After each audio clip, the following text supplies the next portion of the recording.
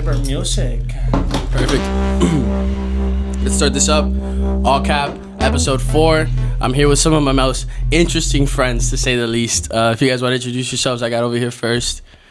Miguel Angel Rodriguez. I'm a full-time student of life. There you go. A lover of knowledge and a seeker of beauty. There you go. And then we got Jorge Karam. People call me Georgie for the most part. If you know me, you call me Georgie. And I'm a hard worker and I love to plan. I like to be outside. I got a green thumb, most people would say. a green thumb. What's a green thumb? Nah, I mean, I grew up with my grandfather. We did a lot of landscaping and planting, flipping houses. And green thumb basically goes... It's true. Green thumb means that if you're good at planting things, you plant something, it's not going to die. Basically. So I can grow crops and it's going to thrive. You got the Midas touch. Everything you touch turns to gold. No, the Midas touch is there, but the green thumb is, I think... It's more valuable, really. Yeah, okay. Especially in our environment here. There you go. I guess we could jump into it. I mean, look, this week I just finished up reading. It's called Sapien. It's a great book. It's about just like how humans became humans and why we are the way that we are. It's actually extremely interesting. So the way that it starts off, it talks how like every human originated in Africa to start, and then from there we branched out. And where humans got the most creative was when humans migrated to like colder regions, which is why colder regions developed before where people were living like hunter-gatherers, like right. In nature constantly. You're constantly in the heat, you're constantly hunting. Like when you lived in colder places, you would have X amount of months where you can go out and hunt, and then you had X amount of months where there was no hunting, there was no life out there. It was ice cold, and you're not moving. And in that like time frame where humans weren't doing anything, there was just boredom because there was nothing to do. You're not hunting, you're not gathering, you're just sitting there. You have to become creative. How do we make our food last 6 months? What do we do? How do we figure that out? And then through developing like either putting salt on the food or encaving the food in ice to prolong their like burying it, cooking underground, using fire, like all that is what ended up helping the human brain develop. And I think that's extremely interesting. And I think as far as like living like hunter and gatherer, like that kind of culture of people is absolutely insane to think that we came from that. Like now we're living in a place where you can put your little cup on a little thing in your fridge and water flows out of there, bro. I think when coffee and caffeine stepped on the scene is when we took a big leap. Because it's true, because back then it was safer to drink alcohol than to drink water. So most people were just drunks and couldn't do shit. And once... Is that real? Yeah, for sure. It's true. Where would we get alcohol from?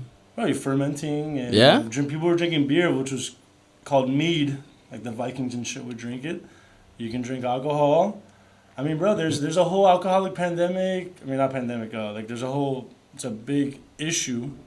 In Africa, they drink that fermented banana liquor, and these people, it's like an entire town that are just complete drunks. It's like a moonshine type of deal. Yeah.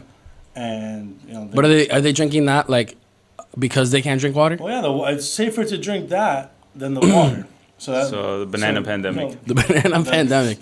The banana wine. I mean, drinking water, like, there's a guy I saw on Joe Rogan, his name's David Cho. He's like an artist. He did like an art piece for Facebook, made millions of dollars. Yeah, super loaded dude.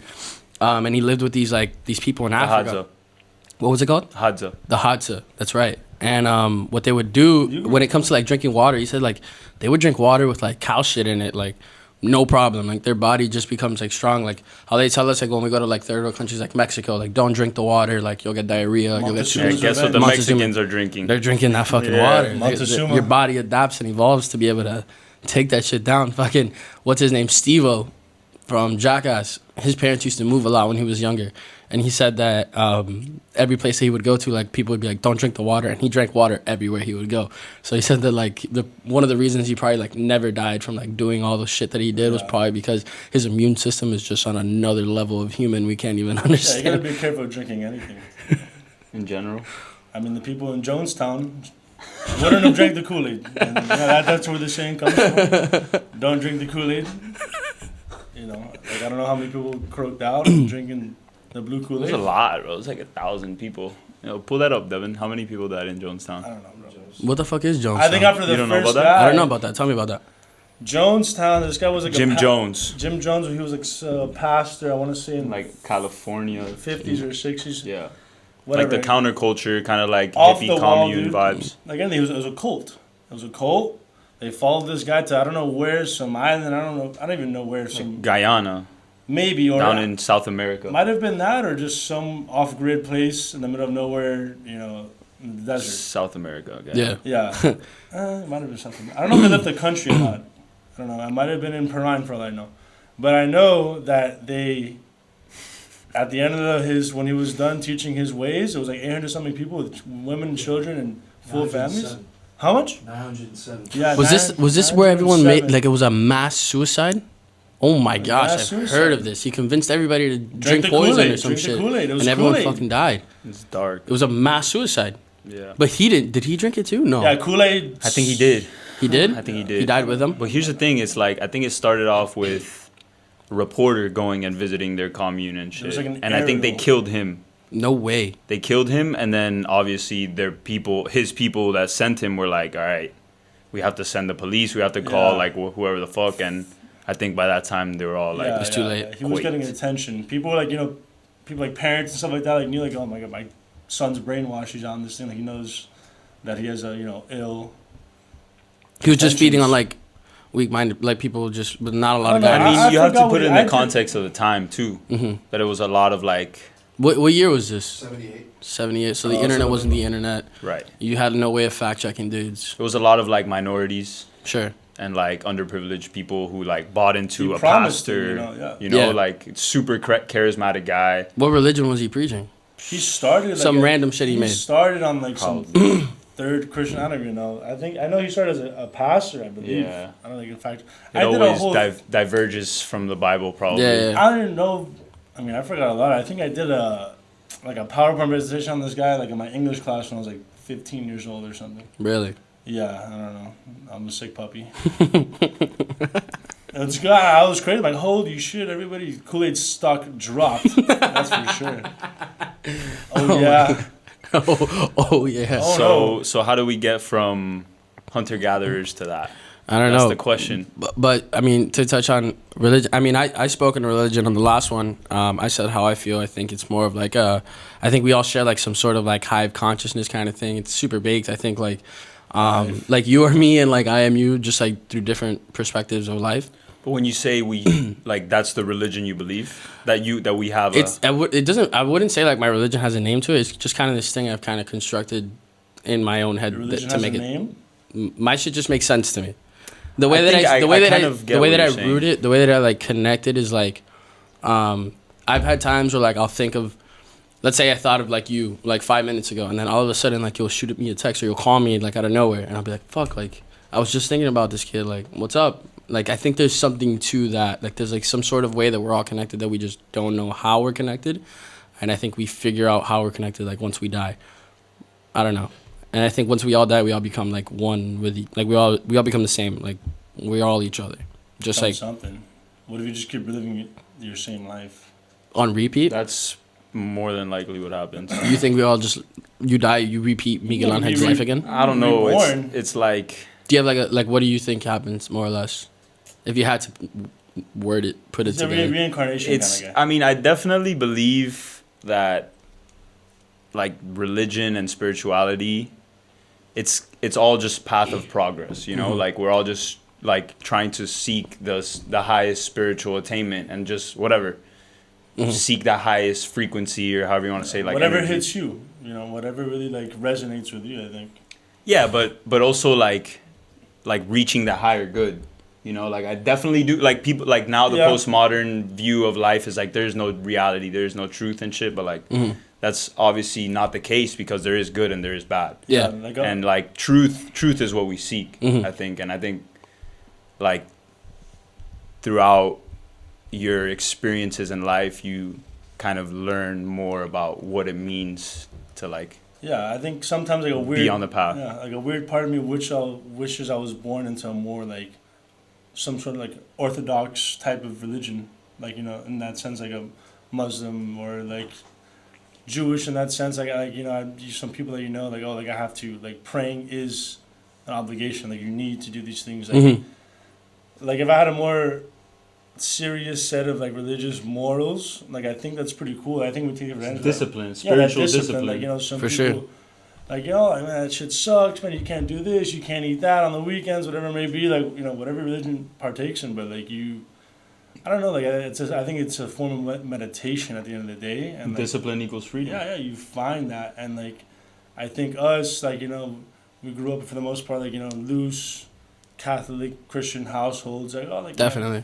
you know, we like go to church every now and then. We went to Catholic schools, but like, you know, how much does that really like partake into your life? Mm-hmm. You really It's cool though because we're given kind of like a choice. that launch pad, and obviously it was kind of forced onto us. Yeah, as in children. a way. As children. But especially when you're young, you're very impressionable. So like right. a lot of it just It's a set of it just morals, makes sense. man. It's because it's what's told to you. But we're given that kind of background of like ideas, knowledge, philosophy Yeah, of free thinking. religion, and to be able to grow up and like see more life and make mistakes and like be yourself more, and then you can kind of come back to your belief system. Like if you want to be Muslim, you can. It's never too late. If you want to be Jewish, you can. Some of those extremities I find like intriguing, man. Like, you know, I was talking to a friend of mine that he partakes in Ramadan and stuff like that. Like, He dabbles. he doesn't dabble. he's Fluent. full blown. What is that? That's Ramadan. Muslim? Ramadan? Yeah, That's like when you like don't eat when the sun's up. Or sun up to sundown for like a month or so. yeah. Like, I don't know. That's like some like a real sacrifice. Oh, we have Lent. Oh, I'm not gonna drink beer for a month or whatever. Like, And then you drink beer yeah, whatever. the next day. Exactly. Yeah. You know, like, well, we can't eat meat on these days. Well, you just go have a fish fillet or some bullshit. It's not It's not that deep. It's not that deep by far. By It far, isn't. is that It isn't. deep. Yeah, if I break Lent, like it doesn't, like I'm not like, oh my god, I broke Lent. I'm like, hey, like you eat meat on Good Friday, whatever it may have been. Like, I don't know, you don't feel a sense of guilt. I feel like these people, like, you know, you take it a lot. It's more to heart, bro. Well, yeah, they're definitely more in tune with their religion. 100%. I think, and I think it's just like a generation thing. Maybe like social media has something to do with it. We're like, we all grew up with a certain religion, but like we all at the same time kind of just like brush it. Like it's no biggie. Like whatever, we do whatever the fuck we want anyways. Like we're spiritual, yeah, but we're not religious, which basically doesn't mean shit. Like you were Doesn't saying, there's mean no discipline in that. Yeah. Where's your practice? Exactly. Like where are you putting that into play in your life? Yeah. Especially when we were younger, growing up and then going to Catholic schools, like it was kind of like the thing to be rebellious. Like I never took church seriously. Yeah, yeah. Like I'd go to church, we'd fuck around, like Huh. you'd make jokes, like you would laugh at the priest, like Yeah. you would be doing other shit, you're making noises, like it's all a big joke. Yeah, when I remember like I forgot what year it was when we were in Columbus that they made us do like confession or something one year. It was my first time ever doing confession, and I remember like I lied in confession. Yeah, I didn't even know but, what like to say. I said funny shit. Like I was just like, yo, like I'm in there like talking to him. I'm like, yeah, I jack off like 4 or 5 times a week. Like I don't know, saying shit just to be funny. Like I wasn't really like, oh, I feel like I'm a bad person. I was just like, yo, this is hilarious to say to you. And then I say all this shit, and he's like, all right, 10 Hail Fathers, 10 Hail Marys, and I sit down and I say one each because I'm not gonna stay for 45 minutes saying the same shit.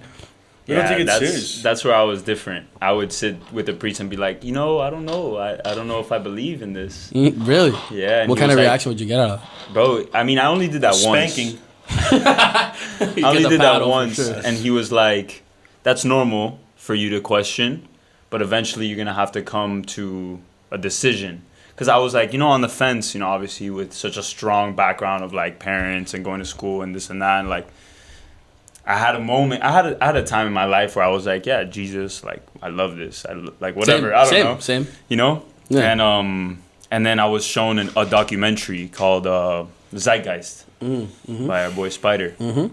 And it basically talks about, like, a breakdown of it is that Jesus is an archetype of a character that's seen across many of those Mesopotamian religions and, like, Middle Eastern religions, like in Egypt and ancient whatever. Like, They have different names for him. yeah, he died, resurrected, 3 days, born of a virgin mother. Is that like a common theme that happens in some Yeah. religions? Yeah, Really? So it's exactly. not just like Christianity that goes through that. Yeah, so, like, Yahweh. it's easy to doubt after seeing something like that at 13, 14 years old, 15 Yeah. years old. So I was like, you know, like telling the priest all of this, whatever, and he's like, yeah, you're gonna have to come to a decision, and at the end of the day, it benefits you to believe in something. And now, like at this point in my life, I've come full circle, and like maybe I don't know.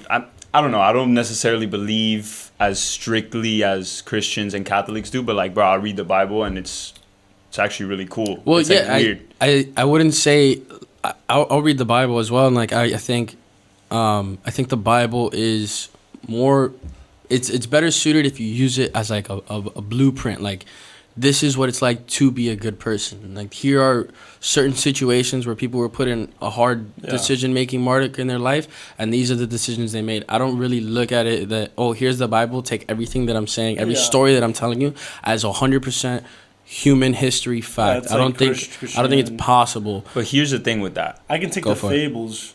I can turn like, to fables. Yeah, I think it more like moral stories of like life. But then that's fine. Obviously, like, you know, that's any story. Mm-hmm. And like the story of Jesus Christ and like whether he lived, you know, obviously that plays a big part into whether you fully devote your life into that. But like the faith part is what like you need to really buy into it. Mm-hmm. If you're reading the Bible and it's like he's talking about like God, like you can only get to God through me, and it's like, what does that mean? It means you have to actually like put your faith in this belief system and like not necessarily believe that he existed, because it kind of doesn't matter if you actually believe, but like to actually live those kind of ideas out. Yeah. And like that gives you power in a way, like over yourself, really. Yeah.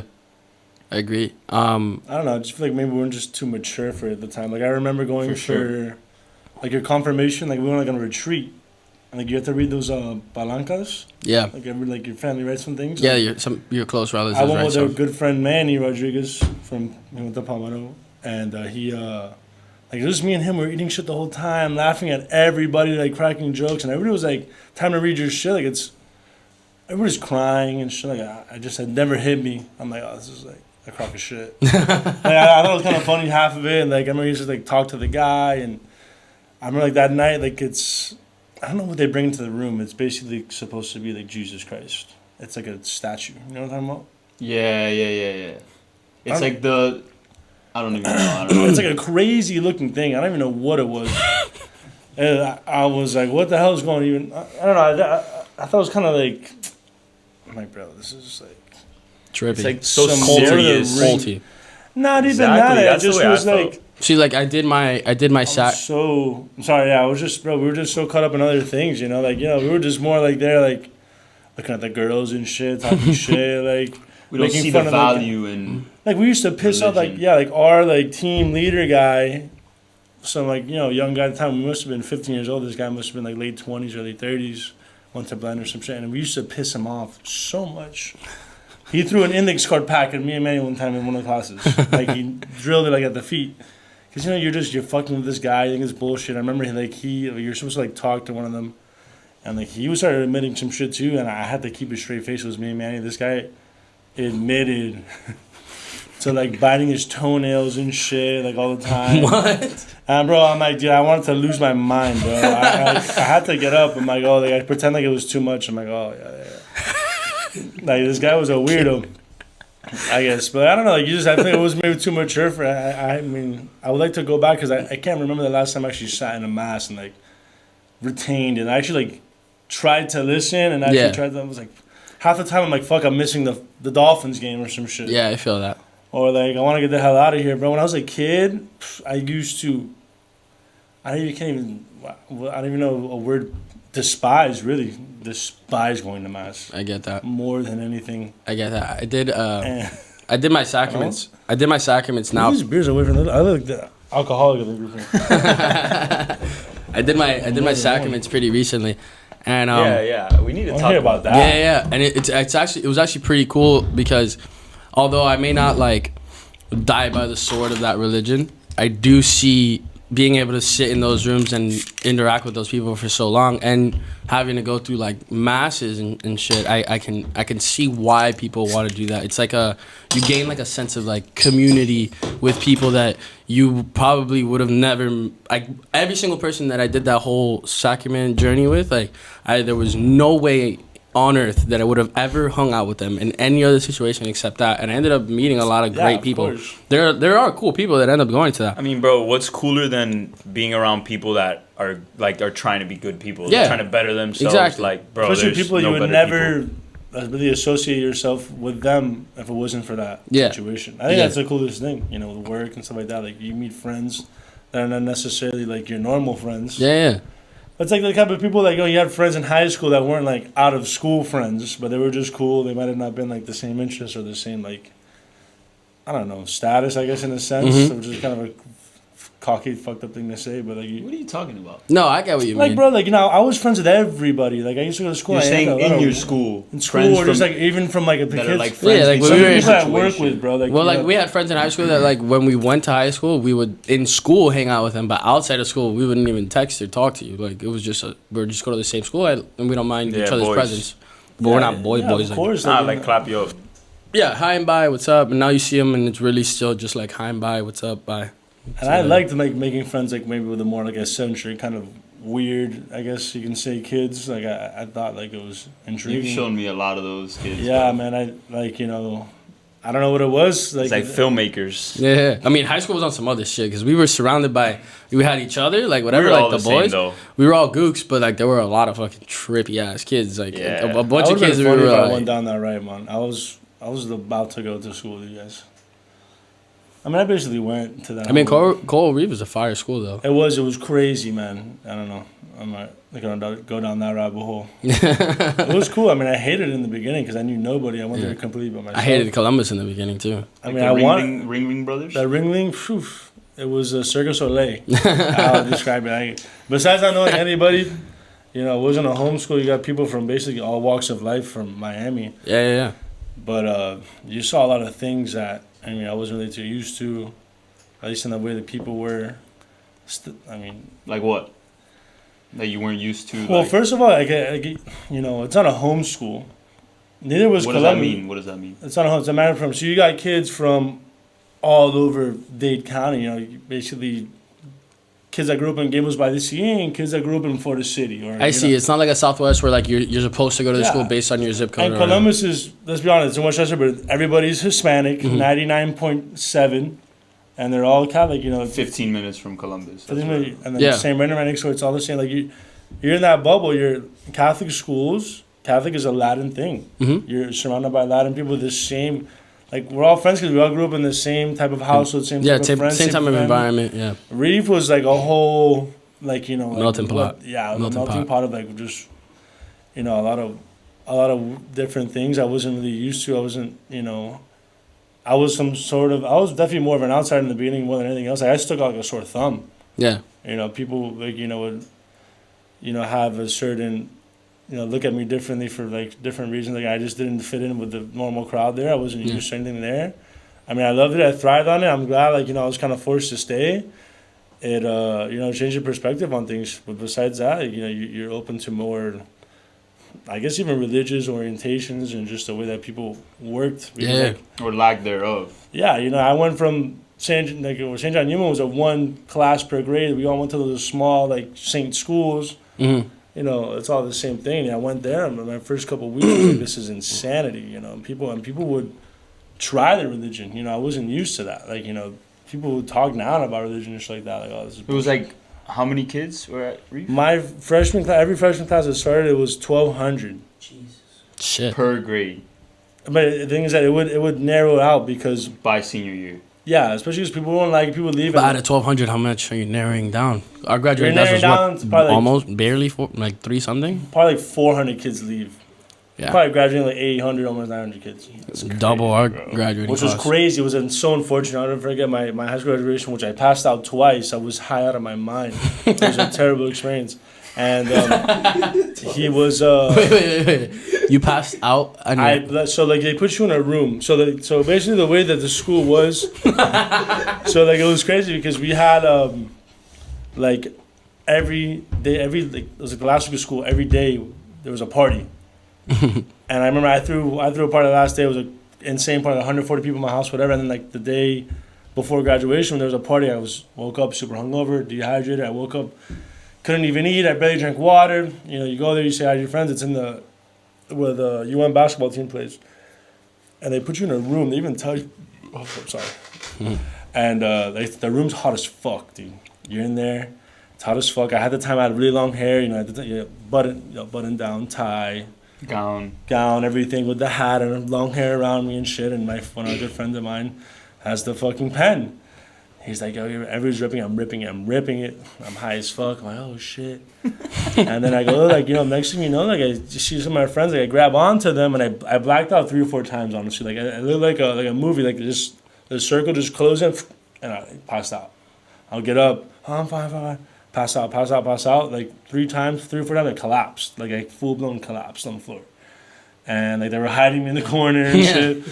And my friend, somebody when I got water, I just not only was some water, I chugged the whole bottle of water and I was fine the whole graduation.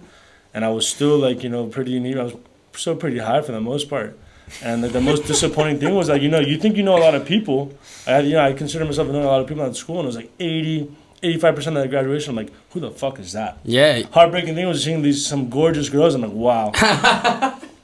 You know, because at the same token, that school it was only like day school or public school or just school in general in Miami that had one single lunch. Yeah. There were 4,000 kids at lunch. It was a zoo. With the best buddies running around. That shit was crazy, bro. No, I mean, in Columbus, I kind of felt like that too. Our graduation, we had it at the Adrian Arts Center, but I remember like there was a lot of kids that went up that I was like, yo, you've been here? Like, where the fuck have you been?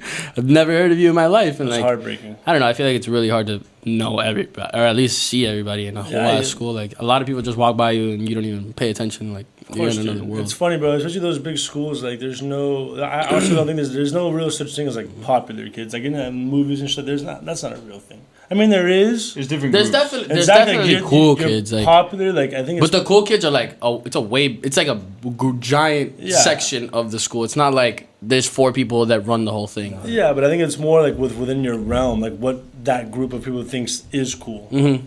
Like you get, like those people were like, yeah, the cool fucking trans. Yeah, you did. Like, yeah, the true. cool. They They probably did have that. Yeah, like the king of the goth and shit. Like, you know, yeah. Like, Damn, they I can never get thought free. about They get that. 3 fucks about me. Because you have 800 kids. Yeah, you know what I'm saying? Like, it was like, bro, it was like kings. It was like Game of Thrones. A house, each house. You had Queen of the Finger Banger in the back of the science room, and then, bro, I had seen crazy shit, bro. I've seen kids doing cocaine in class and shit. No. Yeah, fuck yeah. I'm not gonna name any names, but yeah, because sophomore year of high school. Yeah. Looking at my friend across the room, open up a textbook, doing a line. You know, like walking to the bathroom, kids smoking out of apples, smoking blunts in the bathroom, fights. You know, a kid got caught with like 70 sheets of acid after a fight. What the fuck? Yeah, they found his wallet. They found like over $2,000 in cash. Like, holy what the fuck you doing with shit. this? He had a binder with like sheet protectors. No with way. Sheets. And this kid was a crazy athlete doing parkour through the school and trying to get the fuck out of it. They caught him. They caught him. My first few years were a little bit crazy. Then we had a new principal halfway through, and he kind of got rid of it. What was the craziest thing? It was more of like the fewer. In Columbus, I had two. Oh, you have a. I got story. I got 2 funny stories for Columbus. My first one's my freshman year. I went into Columbus. I didn't have any friends either. I didn't come from like Conchita or like St. Kevin or all these like, you know, Saint this, where did you Saint go? that. yeah. I mean, my 8th grade year I did at Rockaway Middle School, so it was a public school, Right. and I only had 3 kids from my middle school go to that school with me. But even then, we weren't really boys like that. And so the way Columbus works is like your freshman year, everyone else is like in a fraternity and you're rushing the fraternity. Yeah. So the older people are gonna fuck with you. Like that's just how it goes. It is a fraternity. It's a rite of passage there. And I remember my freshman year, I forgot this kid's name, bro. But Arnold Diaz. That's my cousin. No, but, that's your cousin? Yeah. I just saw like hookah pens and shit. The kid, so whatever, like there was this one kid, God. I would leave lunch and I would pass by his Spanish class on the way to my next class, And every single day he would walk out of his class and shoulder the fuck out of me. And one day I was like, dude, I'm gonna fucking kill this guy. Like, I'm annoyed, I'm fucking up to here with it. So I remember I went to my locker, and that was my freshman year. And when we had lockers, I bought a lock. I don't know why the fuck I had a locker. Yeah. And I remember I took my lock off and I put the lock in my hand with the lock closer. Grab the gun. Like a fucking no. Got the gun. I wore it like I had brass knuckles because this kid was way bigger. You stuck him with a... No. So I'm like mentally preparing myself. I'm like, yo, I'm going to lunch. When lunch finishes, I'm gonna kill this man. I'm gonna just swing on him with this because he was way bigger than me. Yeah, you have to. He's a senior. The difference between a freshman and a senior is crazy. Big 18-year-old kid. Yeah, exactly. He's a full-grown man, and I'm a fucking 15-year-old little 14. kid rocking a buzz cut. Like, I look like a goob. Muppet. Yeah, little Muppet, bro. Ties. And I remember the day that I had it, I'm walking, and his whole class comes out, and that kid didn't come to school that day. Just happened to miss the one day that I was ready to stand up. He got tipped off. Don't come to school tomorrow. Someone let him know. Little Justin has it out for you. So 2 days later after this, my cousin Arnold, we're walking towards lunch, and a senior is coming towards us in our direction, and the senior shoulders Arnold, and Arnold turns around and goes, "Oh, next time say excuse me." And the senior's with his boys, and the senior turns around, we're gonna talk shit to each other now. And I remember when Arnold said that, I was like, why the fuck would you say that? Yeah. Like, now we have lame is. Yeah. Like, Next time say excuse me. Yeah. Like, now we have to talk to these guys. They're gonna bully us, whatever. And I remember, like, Arnold just didn't back, because Arnold was a tall kid too. Like, at least for big boy. he was always been a pretty big kid. About the same Arnold. Arnold is. Bro, the one and only. The one and only. The one and only? Yeah, Goated. the one and only. He's goated. And I remember I recall him. whatever they're talking back and forth, and I remember the senior threw the first punch, and then my cousin was around the same height as him, and my cousin fucked him up. Like, just, I remember, boom, just bro started mauling this Arnold? Yo, Arnold, dude. Arnold? Yeah. I can't be thinking about the same guy. Bro. It is. It's the same guy I'm thinking about? Yes. Bro. Yeah, and Wow. and I remember Good for him. I remember standing, and I remember being so in shock that I didn't do anything. And I remember the teachers finally come and they separate them. And in that moment of separation, I like snapped back into reality. And I remember thinking like, yo, if I go home and I tell my dad that I watched my cousin fight a senior and I didn't do anything, my dad's gonna kick my ass. Yeah, he's gonna be more mad at you. I'm way more scared of my dad than I am what the school's gonna do, which I already hated the school. I was like, fuck this shit. Like, I'll fucking fight out of here if I have to. And I remember that as soon as they separated them, I just, like, charged him. Like, ran for nothing. Just, boom, had him on a log. It was boom, just fucking murking this fucking kid. And then a teacher was there. I think he still works in Columbus now. His name's Pino. He came from behind and grabbed me. And in my head, that's this guy's boy. Protecting him, and I fucking Holy shit, bro! I threw a fucking elbow straight back, boom, clipped him on his forehead, cracked it like he wore like a giant Band-Aid for 2 weeks at school. Grabs me, elbowed him, grabs me, bro, picks me up, slams me into his fucking room, and his room is full of seniors. He's about to have a senior class. You fucking meta world peace. Yeah.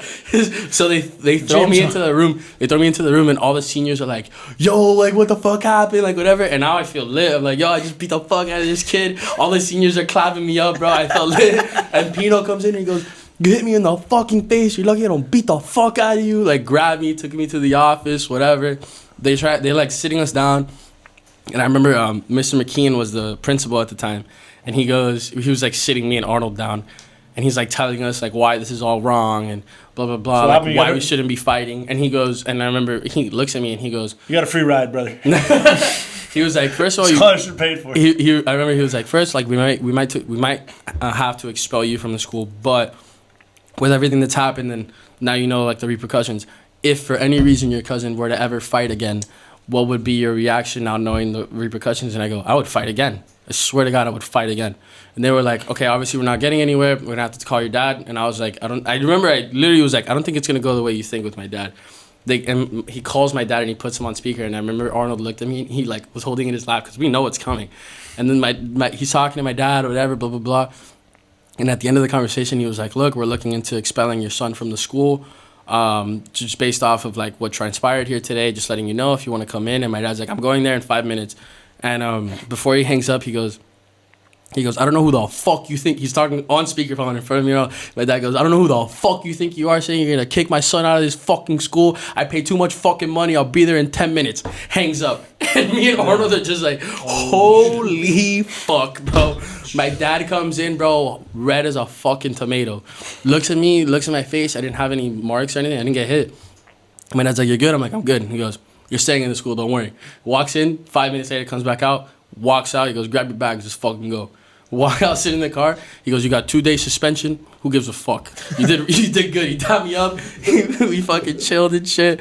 My dad was proud of me. I didn't end up getting kicked out. But after that day, I loved Columbus because then the upperclassmen stopped fucking with me, and I was like the fucking dope ass freshman kid that kicked some lame ass seniors out. I think all of the seniors didn't fuck with him. Like he was some like soccer nerd that thought he was hot shit. And like everyone didn't fuck with him. Hopefully he left. I don't know if he. I think he got. No, I mean it was a senior year. He probably had like. Got kicked out. Did he? I feel like I remember hearing about that. It was so long ago. I don't really remember. But I ended up fucking loving the school after that. Everybody started fucking with me. I was like the little fucking. I would walk around. Nobody. That guy that was shouldering me out of Spanish class. Never saw that kid again. I don't know where the fuck that kid went, but we never. He fought. took a different route. The seniors got. He got early dismissal after that one. Dude, you're 15 minutes out. Like two dangerous freshmen on that. And then just like another story that I have. Fucking our senior year. I know you're gonna remember this story. They bring all the seniors to the auditorium, or to the gymnasium, and they don't tell us why the fuck they're there. We're there, and we've been sitting for a minute now and talking shit with everybody, whatever. And we're all like, yo, why the fuck are we here? Like, what's the fucking point of being here? And all of a sudden, bro, after 20, 30 minutes of sitting there not knowing what's about to happen, not to make fun of the lady, but just the presence of the context of the moment we were in, a lady walks into the gymnasium with one arm. Love that. And all of us looked at each other and as an entire graduating class, and we're trying our hardest not to burst out laughing because it was so fucking random. They did it on purpose. It was so random. We had no idea what they were, and she came and talked to us about like drunk driving and shit. I don't know if do you remember that day? Of course. I thought she lost her arm. Yeah, drunk driving when she was younger. She was like some like D1 volleyball player. She was hanging out of the window when she got into a car accident, unfortunately, whatever. Rookie move. She was super cool about it though. She was like, she was super cool. She ended up being super nice. She was very funny. But just like that like little moment where she walked in, I remember all of us looked at each other. We were just like, bro, crying, red in our faces. Like everybody head down, don't say anything. Like we cannot contain it. I remember I think it was Jose Rodriguez was like, or she flirted. She said something like "you're cute" or something like that. We all pissed ourselves at it. Knowing Jose, he would.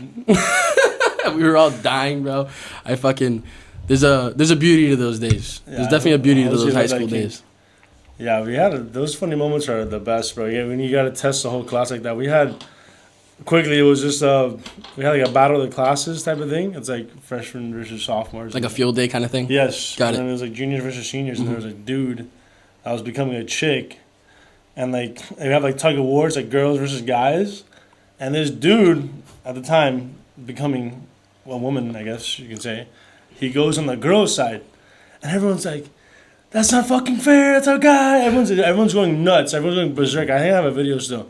Oh, but like, I was wearing like heels and shit, and like, bro, everybody's caught. Like, there's like a mosh pit basically, in the bleachers. Everyone's going crazy. I'm dying. I couldn't even breathe. The guy's wearing like 3-inch boots, and he starts doing the tug of war, and you see this guy's traps fucking flexing out of his. I don't even know what he was wearing. And then he starts, bro, his ankles start breaking back and forth. It was really funny, bro. But the way the reaction of the class. Did he win, though? She had to have No, won, right? I mean, we had the real, those guys on the other side. Yeah, but he was boys versus girls. I see. Oh, it was damn. boys versus girls, but still, damn, what the fuck? What girl class is going to win that? They had to tip the scales a little bit. It tipped the scale. It was more, it was just the reaction of the whole auditorium, of everyone like, no, right? Everyone's like going crazy. That's a fucking guy. Everyone's screaming and shit, laughing and pointing and taking video. And that same guy, he had a class with me, and the teacher goes, which I think he got kicked out. The teacher goes, "Man, if my son ever came out like you, I'd fucking kill myself." No way. Holy shit. Hilarious. Fucking hilarious. It was the best thing ever, bro. There was a couple of those. I I guess now people can compare it to Among Us. They were imposters. I'm sorry. Like going to What? school there was like, I guess, like when there was Like Among Us? Among Us. Among I guess Us, that's dude. a good analogy I would use now. I guess for everyone to relate to going to school is like, who's the imposter? This is not how, like, I never played the game. I know there's You come to find out as the game goes. Yeah, you come to find out when Victor becomes Victoria from first to third period. Yeah, but Victoria's got the beers with them. There was a person, I don't want to say the name, but Yeah, it became, Shut up, this Victor. guy was like 6'4", 240, left tackle for the Titans. And all of a sudden it became this to a woman, a female name, and I will never forget, man, like, even our teacher, he's like, from now on we have to refer to, I don't want to use the name. You need to revert to Victor as Victoria. Yeah, it's Victoria, and he couldn't even keep his composure. Like, I was the baseball coach, first of all. But the thing is that legally it's still, like, on the attendance it still says Victor. And then, people, Victor, come down to the office, whatever, and then just wouldn't react. And,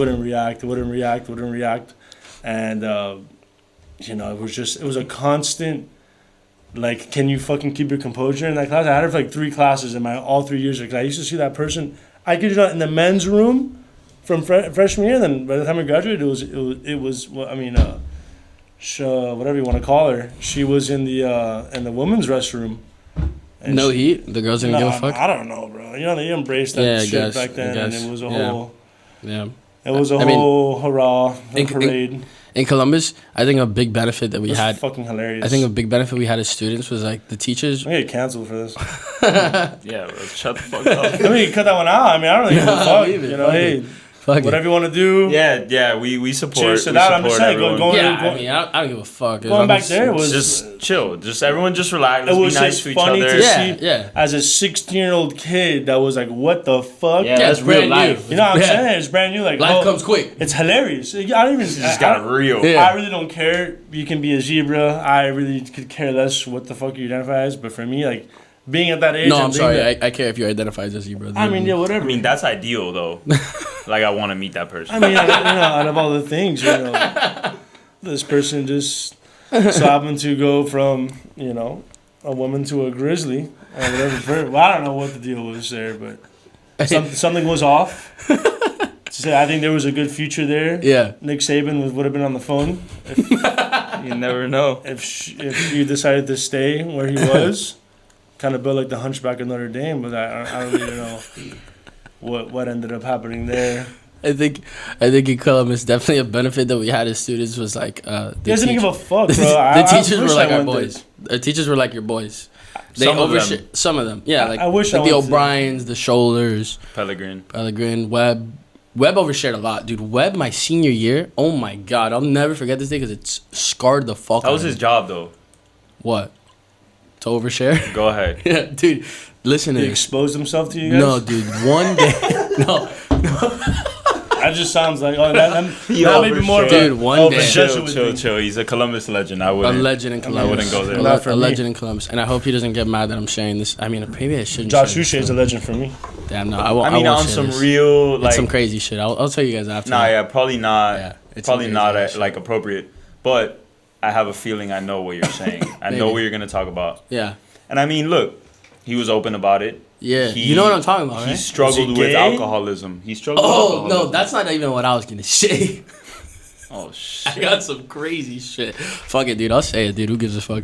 Yeah, fuck that guy, huh? No, not fuck that guy. I love that guy. Fucking Dude, but there legend. was one day where we're in class and we're getting ready to fucking like start, and he like sits up and he goes, "Yo guys, I'm gonna bring a sub in. Like I'm gonna leave early. There's no class today. Just sit on your iPads. Like I'll be back tomorrow. I gotta go to a court case." And we're all like, "All right, dope."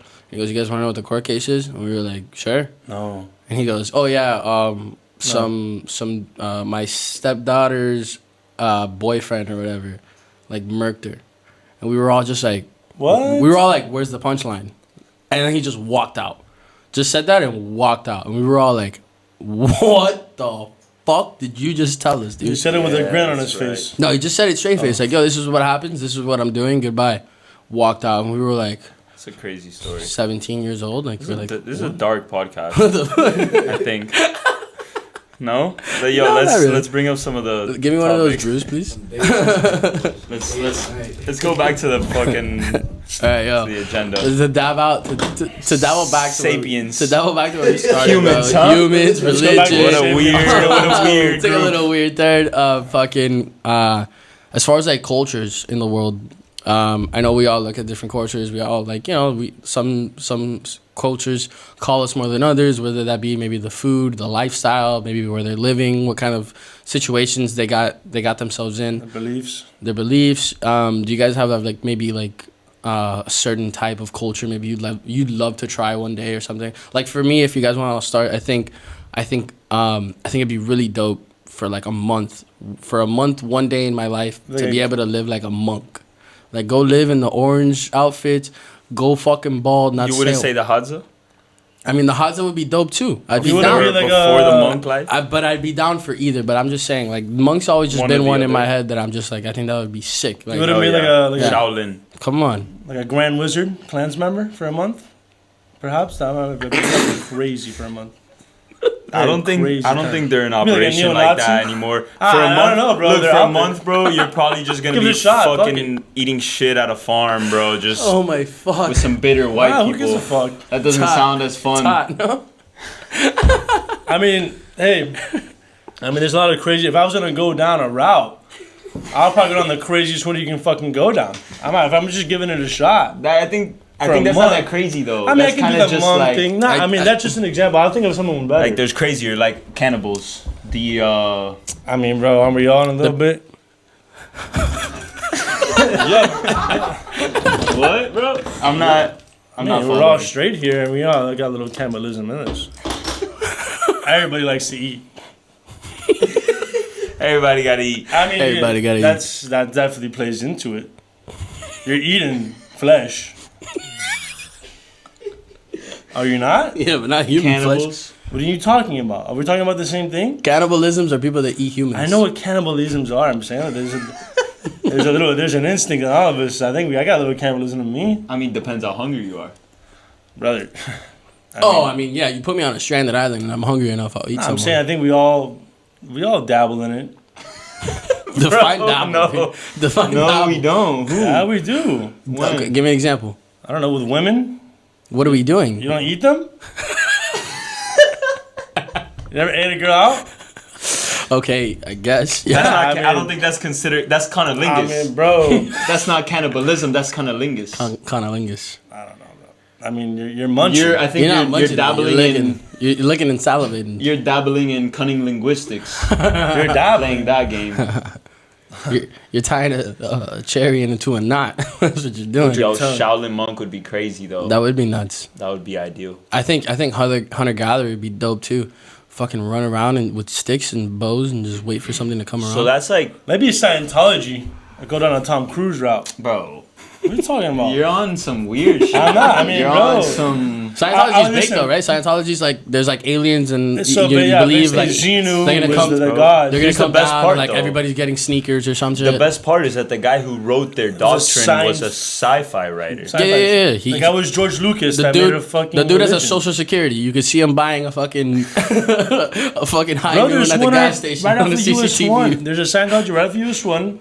Me and TJ were talking Been about. dying to go. Yeah, but you Shut gotta up. one. You get audited for like $165, which I don't Why? even know what the fuck that means. 'Cause auditing is a financial term. No, No, audit. why are you getting auditing audited? is No. You're not getting It's audited. it's a term that they use. Yeah, you're getting audited. It's like a psychological It's not- evaluation. you're not actually getting. You get hooked up financial- to like a lie detector, I think. Some No weird shit. way. Yeah, you can write. I like that. You can write people referrals. I saw, Justin acting a fool, whatever the fuck. And it's like giving someone a demerit. Really? Yeah, if I see you and you're within my religion, like in Scientology, and I see you acting out of Scientology characteristics, I could, I write a referral. Do we like know? a- Do we know about that religion at all? Does anybody know anything? Yeah, about it was basically a What's it? war. What is it? What is it? If we like, I don't. Bro, really know, you like- pay $10,000 to Bread. up the ranks, and then eventually you become a saint like Tom Cruise, and everyone fucking puts you on a pedestal. Yeah. Tom you- Cruise 'cause you is pay- literally Padre Pio of fucking. Nah, he is. Maybe even I don't even know how to describe him. It basically, bro, it doesn't mean anything. It's like imagine writing a comic book and people in your cult are characters. Okay. But Okay. Yes. in I his guess. defense, that whatever Santa teaches you to be like almost limitless. Like this, look at Tom Cruise. Limitless. Look at Tom Cruise, bro. Okay. He's the. If there's What one is thing it- it what is- teaches you, What is okay? So, but like the premise of every religion is to like give you something to hope for when you die. Do we know what they're hoping for when you die? I don't even know. Xenu.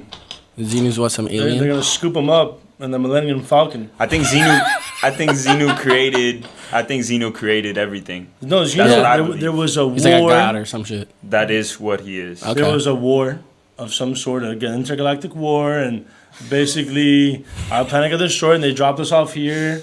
It's like a waiting room or some Okay. shit. Yeah. Well, no, yeah. I have heard there's Yo, like can you bring that fan closer to me yeah. or something? I'm getting kind of toasty. It's That's fine. because you're going too deep, bro. I'm hot. I I'm think very hot. there's I a don't bring a shirt under. there's a theory that aliens planted us here. Put it not to That oscillate. we used to be on like some other planet that got fucked up or something fine. happened to Thank it, and they ended up just like extracting our DNA, moving us to a planet like this one where they thought is habitable for us, and then they dropped us here. It's Zachariah Sitchin. Is that what that is? That's No. some Deuteronomy. Is that Zacharias? That's the guy. That's the guy. Yeah, I've heard of him. The theory is that humans are a product of like alien experimentation. Mhm. Yeah. That like to develop human consciousness or like for us to evolve so like basically rapidly from like monkeys or whatever, it's like kind of an anomaly of evolution. Yeah. And I think like in the Sumerian texts and like sounding like fucking Joe Rogan, bro, I knew this was gonna happen. Just repeating this shit that we've heard. Yeah. I mean, I don't think he's wrong. I think I wouldn't. It's lean- like written. It's like Yeah, yeah. that's exactly what Yeah. they It's what's believe. written. I wouldn't say I believe on that one. I believe more. I think if anything were to happen, there's definitely a scientist like there's an anomaly in the growth of the human brain. At some point, the human brain doubled in size in a very short amount of time. It was the caffeine. Could be the caffeine. I'm telling you, I think it was the caffeine. I think it was the caffeine. The Arabs. It could have Bro, been the these people were caffeine. drunks for a long time. They were drunks for Who's a long those people, bro? Those are our ancestors. I think I'm telling you. for me, what I believe could be an explanation for that was we were once monkeys, and what ended up happening was we started eating mushrooms, and through the eating of mushrooms, your consciousness develops. You start seeing the world through a different light, and the monkeys were like essentially like addicted to mushrooms. Like that's all they would eat mushrooms every fucking day. And through that, the brain developed different neural pathways that got us to where we are today, where we can communicate through various different languages that are all, each one complex in their own way. Like, we speak English fluently, but English is a very difficult language to learn. There's silent letters, there's words that are, like, CH might sound this way this time, and CH might sound different this way. Like, Japanese or Korean, like they're everything there is like tone, like the word is spelled the same. Yeah, you go from that, and now we got some pass. It's crazy. It's How did it happen? How did it happen? we I get couldn't here? tell you. I put a sticker in there. I gotta pay half the toll. Listen, bro, sometimes I feel like my life is just like one big Truman show where like none of it's real and I'm just being filmed at somebody else's expense. You When I was in like middle school, I used to literally think that I used to look over my shoulder and shit like I was in a movie. Yeah, bro. yo, it feels like I'm on the Truman Show Like sometimes. I think I was crazy. Yeah, dude. I think you were just But self-centered. like, if the Truman Show was real, Exactly. Everything's about me. if the Truman Show was real, like, and they were like, oh, all of this was bullshit, whatever, like, there's definitely things in my life where I'd be like, how did I fucking not know that was, like, that's so obvious. Like, Bluetooth is crazy, bro. So wait, no. You telling me because my phone connected to this, I can play my fucking, how did I not know that wasn't real? But no, it's funny. Yeah, I know. It's funny, but Wi-Fi, I going- think we're going a little bit down the road. going on that Truman Show thing, like, I think something when I was younger, I think when I first saw the movie, it's like when it was time to behave, and even now you can When it's time to what? behave. or Behave. just even in any situation, if you can, it's almost like I tell myself, like, live your life as if everybody's fucking watching. Like, Like you're a movie. alone. Yeah, like you're alone, but the cameras are on you. Yeah. Like, how would you act? Yeah. You know what I'm saying? Like, you can base yourself off of that. I mean, I don't know what kind of quality of life that would be. I mean, bro, But I think when it comes down to it, that's actually a deep, like, religious belief. Like, your ego, you separate your ego from who you truly are. Because, like, you know, people talk about the ego and, like, that it's like a construct, basically. Mm-hmm. And, you know, then you go deeper down that path. It's like, what is the self behind the ego? And it's like, who is it that's feeling the emotions? Who is it? The ego has to Who do with is like the self? what's the whole? Do you guys know the whole like Behind the ego. id and all that? I don't know much about that. I don't know if you guys know enough to talk Yeah, about so that's like a Freudian Mhm. kind of like system of belief that it's like our consciousness is made up of 3 different, I guess you could say, entities or different like patterns of thought. So the id is like your primal self, your food, your reproductive, like your survival, Your urges. your urges basically, and that's like your lower self. Your And then you necessity have for your life. ego, which a lot of people think the ego is bad, but it's not. Obviously, some people gotta have a have very some. inflated ego. You have to. Yeah. And I mean, that's you. Without the ego, you can't make sense Ego's of the almost- small little. Hold on, bro. I'm talking. It's a small little social kind of like nuances, like oh, did I hurt this person because I was honest, too honest? Like somebody makes some shit music. Do you tell them the truth? And your ego is kind of like the one who can navigate that. And then you have your higher self or your super ego. And that's like your conscience and your... The little guy upstairs. Exactly. Jiminy like, Cricket. Good and bad. And that's that's like the three like main man, things. you- I read some shit the other day regarding like the little voice that we have playing in our heads all day. And it's like 26% of the population only has a voice in their head. The other is very like visual, like there's no voice in their head. What they're thinking is what they're seeing. Yeah, I don't think I have a voice. 74%? 74% of the population. That's obviously cap. Like, who did that study? No, like that's a not great actual. question. That's a great question. But a lot of people don't though. And I've asked people, do you like think aloud in your head? And a lot of people have told me no. No, I don't. Bro, there's a crazy. You don't talk at all in your head. I mean, maybe. I don't know. I think when it comes to He's ego on thing, go. Obviously, he doesn't. Ego. He's just on go. He Ego, just I keeps was playing. talking Talking bro. about being a grandmaster, bro. Grand Wizard. Grand wizard. I can be this guy. Padrino too. A what? A Padrino. What about it? Huh? Santero. Santero. That's a crazy shit. You know No, what's but- crazy? You told me once the people. What is it called, bro? The tarot card readers. I don't fucking believe that shit. Oh but yeah, you had, dude. Oh my god. You had a big that story about that. Yeah, we were in New Orleans. Without going too much into Yeah, detail. without- Well, but diving real quickly, super I think hard. ego. Real quick before I go into that, is ego. I think it's a little bit of self-respect too. Like you Of gotta, course. like it's part of like Well, you have to see yourself in that certain place. Yeah. But no, I mean that tarot card shit was weird, bro. I mean, like at the end of the day, like I don't necessarily believe it at all, but I try to respect it. At the end of the day, just like Sure. Just like any the religion. same Yeah, way I like any religion. The same way I respect, like Santero shit. Like we live amongst half the population here is fucking Santero, Yeah. basically. Here in Miami, yeah. But now I was in New Orleans. It was for a bachelor party, and we had some strippers come over, and one of the strippers was like Tarot card reader. some shit like that. gypsy. We'll call her a gypsy. Yeah, man, she was there. She was shaking ass and throwing fucking tarot cards, and next thing you know, she does. Early that day, we all took shrooms. Though we all took shrooms. I must have taken like 3.5 shrooms. We had a crab boil. which 3.5. Yeah, like a chocolate bar. Okay. Okay. And everybody was on it, and then everyone's kind of the Long off day. effects. That It's a long immediately day. becomes a long day. And then these girls are there, and it's weird. I guess after a while, you're looking at these things. And I'm like, is this? I don't even know what's going on here. And then she put there. I go to my room. And next thing I know, I come out and I see one of the guys that we were. The guy's crying, bawling. Grown ass man, older than me. I'm like, what the fuck is this guy crying about? He's like, man, she just read my whatever, and it's like a 2 act. Like I guess whatever it did, it really resonated with him. It hit home like crazy. Hard. And like everybody else was super sketched. Everyone's like, no. Then nobody wanted to do it. And I go in there and go, oh, yours is a fucking idiot. I started trying this girl like crazy. I'm like, bro, fuck it. But you have respect. Nah, at that point I was drunk. I had no respect. I was insulting everything. And she's like, bang, bang, pulling the cards. She said, this means this. She pulls out one with a centaur on it. With like a demon, crazy looking demon. She's like, this is the worst card in the deck. Like, this is the craziest demon in the deck. She's like, you have crazy demons. I'm like, oh wow. I kind of made it like I didn't really make a big fucking deal about it. And I'm like, all right.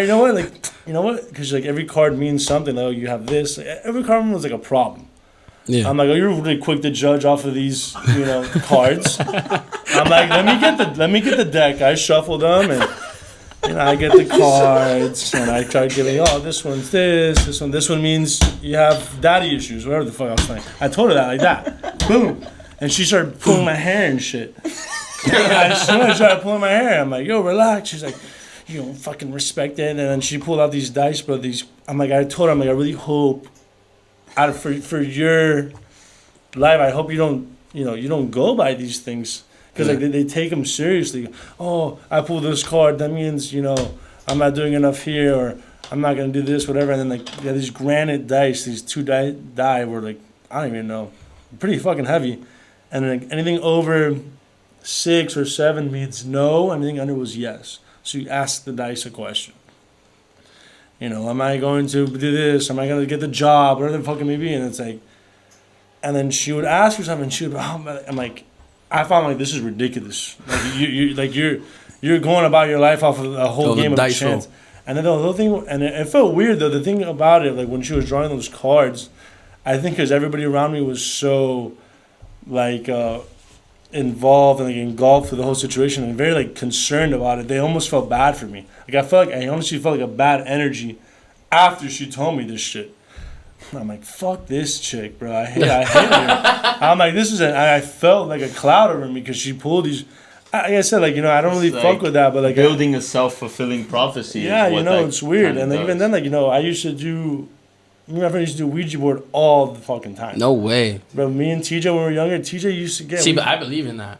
We got the craziest one, bro. We got to chip money for an expensive ass. So the way the Ouija boards, the real deal ones, were from the trees from Salem. Yeah. Where they have the Salem witch trials. So these Ouija boards are cut from the same trees in which they hung the witches. Yeah. And we had that shit. And bro, we used to go over TJ's house, man. He had turn off all the lights, fucking light candles and shit, and like make a big thing about it. Like, oh, is anybody here with us? Would it work?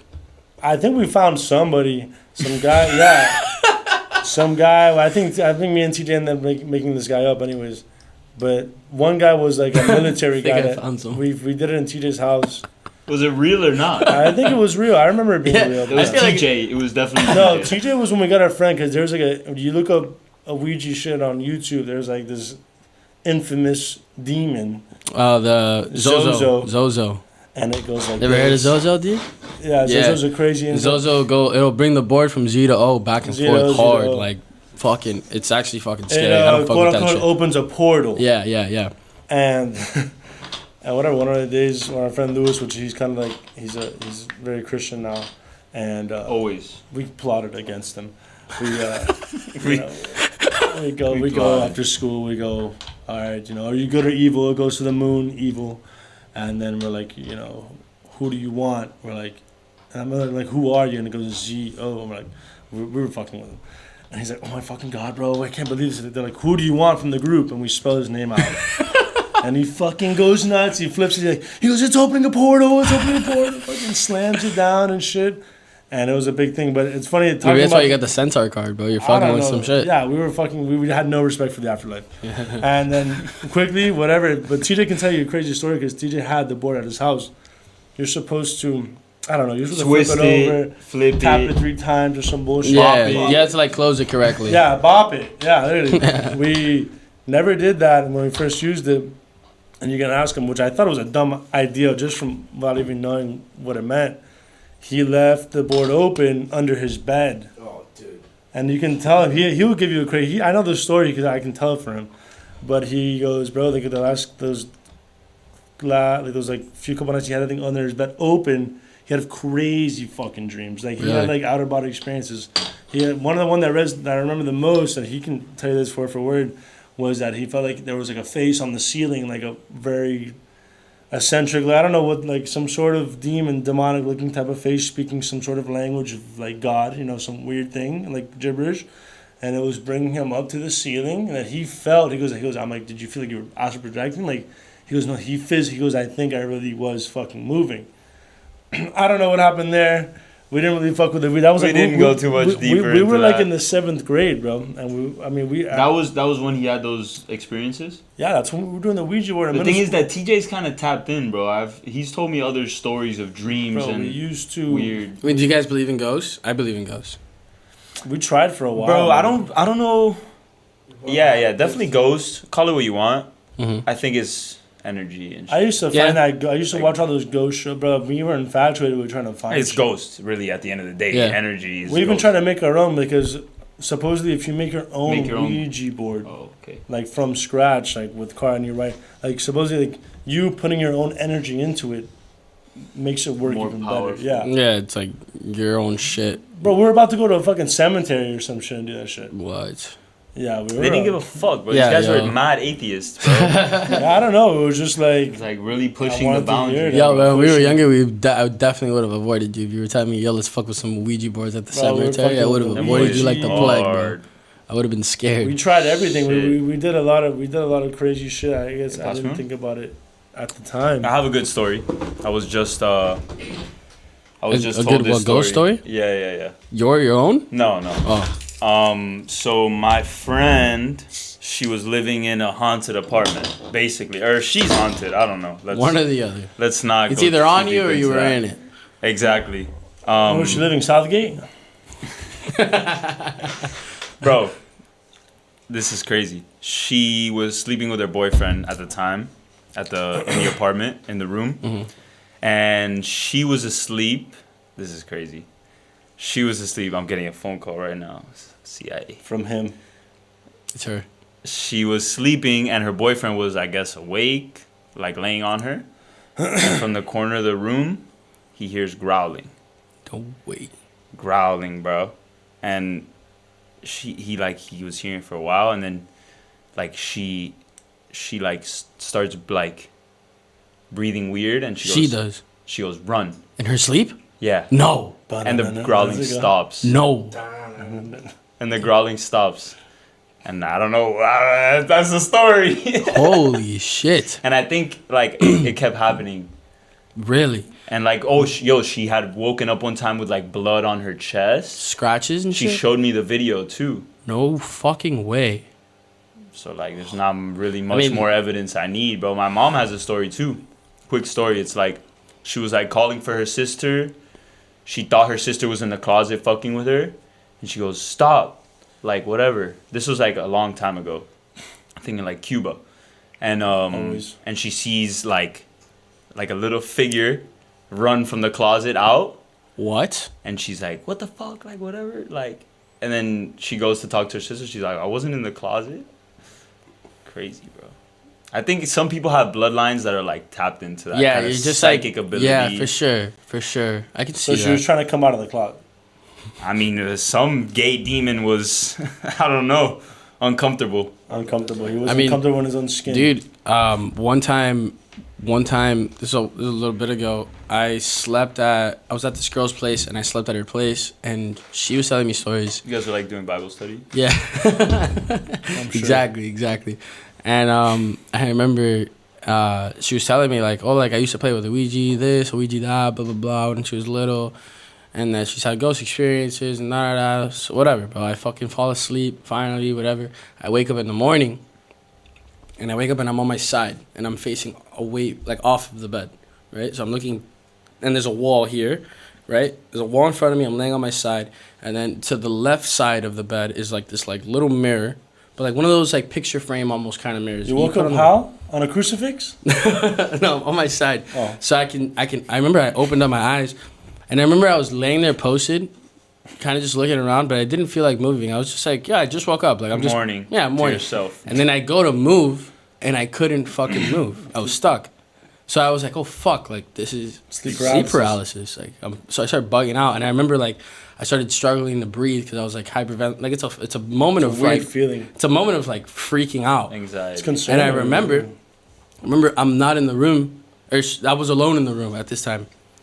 She had gone up and gone to work and let me sleep in and call my own Uber or whatever. And I'm sleeping, or I'm awake, but I'm asleep, and I'm looking at the fucking mirror because I'm stuck. And I remember I hear the fucking door open.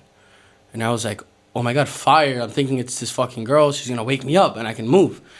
And all of a sudden, like, I see it, but I can barely see the door, but I can see it just enough that I see it cracking open. And I see it swing open and it makes like a little like... Classic. Opens up fully and then a fucking... like, I can barely see it, but I saw it. It was like a black, like, mass. Like, almost of, like, smoke. Like a black smoke, like walk in, and your peripheral. And I'm like, and then my back is facing this fucking door, so I'm stuck. And I remember in my head, I was like, "Fuck, I'm gonna die, not being able to defend myself. Like this is the worst fucking way to die. Worst way to go out. It's so fucking annoying. I can't even turn around to like fight it off or whatever. Like, and I remember I heard like footsteps coming up behind me, and then I remember feeling like the bed got stepped into, like if somebody was like on it now with me. Yeah, like a weight getting pushed onto the mattress. And then I remember 2 hands touching my back. And I remember like a really low, nice. Like belly, like laugh. Rumble. Like a laugh. Like a ha ha ha ha ha kind of laugh, Gotcha dude. now. And it was like right in my ear. And I remember I had my hand like right underneath, right here, like under the pillow. And I remember I started being able to like move my fingers to touch them. And I was like, oh, fuck, like, I can move my fingers. Like, that means I can move now. I'm good. So I was like, okay, like, on 3, I'm going to swing on this motherfucker. I was like, 3, 2, 1. And I threw nobody in the fucking room. Door wide the fuck open. Yeah. I don't know what the fuck that was. Never slept there ever again. That was by far one of the scariest experiences of my entire life. I told my mom, my grandma, my grandma gave me holy water and shit, bro. I honestly felt like that was 100%. And I was like scared to fall asleep for like 3 days after that. It's a sleep paralysis demon. Type. You've had one of those. Yeah, I've had a couple. Really? Yeah, for sure, dude. But you realize what it is. What is it? It's just in your head. That shit felt so real. That shit felt so real. I'm sure, it does. It does, because like you're almost still like in a dreamlike state. Sure. Because there's a difference between a nightmare I used to and that sleep paralysis, half wake, half sleep. When I was like, I remember I was in the apartment alone after I was walking around. I just felt like an ominous, like if something else was standing in there with me. And I'm getting chills. I can show you. I'm wearing a hoodie, but I swear to God, like when a dog gets their fucking hair standing behind their neck, like that's what I felt like standing in there the minute I stepped out, all the chills went away. And I got in my Uber, left, nothing ever happened again. That was your landlord, bro. Whatever the fuck that was, bro. I never want to fucking experience that shit again, dude. By far the scariest experience I've ever had in my life. Bad juju right there, man. Type, dude. My mom has a crazy story too. My mom called the cops one time on a ghost. Called the fucking police to come break down the door on a ghost. She was at her. That might be a schizophrenia. I think that's what they call that. She fucking she was saying that she came out of the shower, and this is back in my mom's old house. She had to like move out literally because of this. That she said that when she came out of the shower, she heard like walking, and she thought it was like my stepdad like in the kitchen, whatever, chilling. And she like called out like, hey, whatever, like, are you like, how come you came home so early, whatever? She's like getting dressed, and she doesn't hear anything back. She's like, what the fuck? And she said she goes to like about to walk outside her door, and she heard like if somebody was full blown sprinting to her door. So she fucking panicked and ran into the closet and like sat in there with like the gun that she has, sat in there, like typed, like wrote 911 on her phone and then just put it down, didn't say anything. So like then the cops came, broke down the fucking door. Like they were like, yo, this is the police, whatever. And mom was like, I'm in the closet. Like, what the fuck is going on? Probably was somebody. No, and it ended up, they checked the cameras, like nothing. It was nothing. And then my mom moved out like 2 weeks later, bought a new house. Did you guys hear that? I did hear that. I heard that too. It was weird, yo, what the fuck's going on? Well, I mean, we should do the OUIJA right down the street from this house, bro. I mean, come out of. That's right? You used to do it right here at TJ's, right here? Yeah, he's like really close to me. Years. You're bringing your fucking guy back over here, bro. Get him the fuck out. About a coconut with a face on it. I've seen people curse shit. It's crazy. What do you mean? Like, This guy's big into Santeria, bro. Yeah, I mean, bro, it's not that I'm big into it. I've been surrounded by it my whole life. Yeah. I haven't seen much on it. You have anything you can say about it? Well, bro, I mean, I've seen a lot of it. I don't fucking believe it. I don't believe it either, but But a lot of the people that do it are like, yo, this shit's real. Like I know you've seen real. shit. I'm I have firm family. believer I have that family in it. Santeria is fucking real. I have It's family real, in bro. It. It's weird. You gotta be I careful. got family in it But too. like, the way that you guys think it is, you might think it's bad, but it's good. You know what I'm saying? Yeah, It's just there's like good ways to do it. saints like possessing like the soul. Yeah, San yeah, Not Lazaro. yeah. permanently, but like temporarily. San Lazaro's a It's big good. one. It's good. But like, See, but like on it's not San Lazaro, You have to be when I got my careful knee with Lazaro. surgery, San Lazaro's like big on like the legs. Something regarding the legs. He used to walk a lot. He has these dogs. Like he had He's the one with the the- two. That's Baba. No, that's Lazaro. he has like the sores. yeah, he's got a bunch of sores Yes, in his he legs, does, right? yeah. And when I got my knee surgery for my torn ACL, so San Lazaro's number is number 17, right? That's my number. It's my number 2. And I used to have a San Lazaro in my room in my old house because my dad just like kept storage in there and shit. And that was one of the things that was just in the corner of my room. I didn't fucking pay attention to it, whatever. But that number is his number's 17. And I remember when I did my my ACL surgery, when they unwrapped my leg, I had little cuts that were underneath my skin. I'll show you guys a picture of it, and I'll put it up on the podcast so people can see it. I had little cuts under my leg, under the skin, where it looked like if there were cuts outside the skin, but it wasn't. You could touch it, and the blood would go back down and then come back up. You know, like when you have like a laceration under the skin, or Yeah. you know what I'm talking about? And it was a fucking an absolutely perfect 17 on my underneath the skin of my leg. It's kind of cool. It was the most trippy fucking thing I've ever seen. And I remember when they unwrapped my leg and I saw it, I pointed it out to my dad. And my dad's like, oh, maybe you were just like the 17th fucking person to do it, and that's just how they mark it or whatever. So I asked. I was like, yo, Auschwitz? what's good? Branded Number your seven? Yeah, I don't know. It was my first time doing a knee surgery. And I remember I asked him, like, yo, what's good with the number 17? Like, why do you guys write that on my leg? Number 17 knee. Yeah, I don't know. And the doctor was like, yo, like, that's not us. Like, that's super random. I've never seen something like He that. says that and he turns around and starts walking, laughing on the hallway. He's like, this fucking idiot. God, this guy's going to be tripping out for the next I didn't know he had a rest of his number. days. Yes, because the date you're supposed to celebrate him is on the 17th. I think the 17th of October or something is his day. Yeah. I'm 17th of June. Yeah. I'm 17th of November. 27th of August over here. We're almost there. 7 boys. Yeah, What were we saying was the number 7? Sorry? We said something was the number 7. Lucky number 7. I was just like, Yeah. that I mean, works. 777. 7. Yeah, 7. jackpot. That's already. But I feel Well, like we yeah, were saying jackpot. something before. Today? Yeah, I don't know. Really? Doesn't matter. I don't know. Is 7 inches Rewind the enough? tape. 7 what? Is that what we're... 7 inches enough? Yo, 7 inches better be more than enough. I think after you're past like fucking, Whoa. I think if you're past like fucking 9, you're getting into uncharted waters. What are you doing with that? I don't know, bro. Depends. You guys- What are you doing with that, bro? Like, what? Okay, getting cool, to- bro. You got a fucking baby arm, I guess, dude. Yeah, You need all that, bro. you're dealing with girls that are. That's the big Ready league. for that. You're dealing with deep dish women. Go to Chicago, bro. Get yourself a deep dish pizza. That's deep dish women right there. That's... I mean, I said it. We're gonna fucking wind this bitch all the way back now. Cultures. I said I would love to do fucking monk or primitive ass shit. Do you have a specific kind of culture you think you'd love? Yeah. I wanted to answer that. So like, what's the parameter? Like, what do No what parameter, for a just- month? Like a month? So you can pick. You can just like let's say a month. You have to do 30 days with these people. Like the one I would pick. Yes. Does it have to be a religion or just a culture? Just a culture. This like- guy's loves the Colts. Yeah. Doesn't gotta be a cult. I got the culture already in mind. Culture. Bro, I'm tempted. Not tempted. I'm definitely drawn toward like island nations, bro.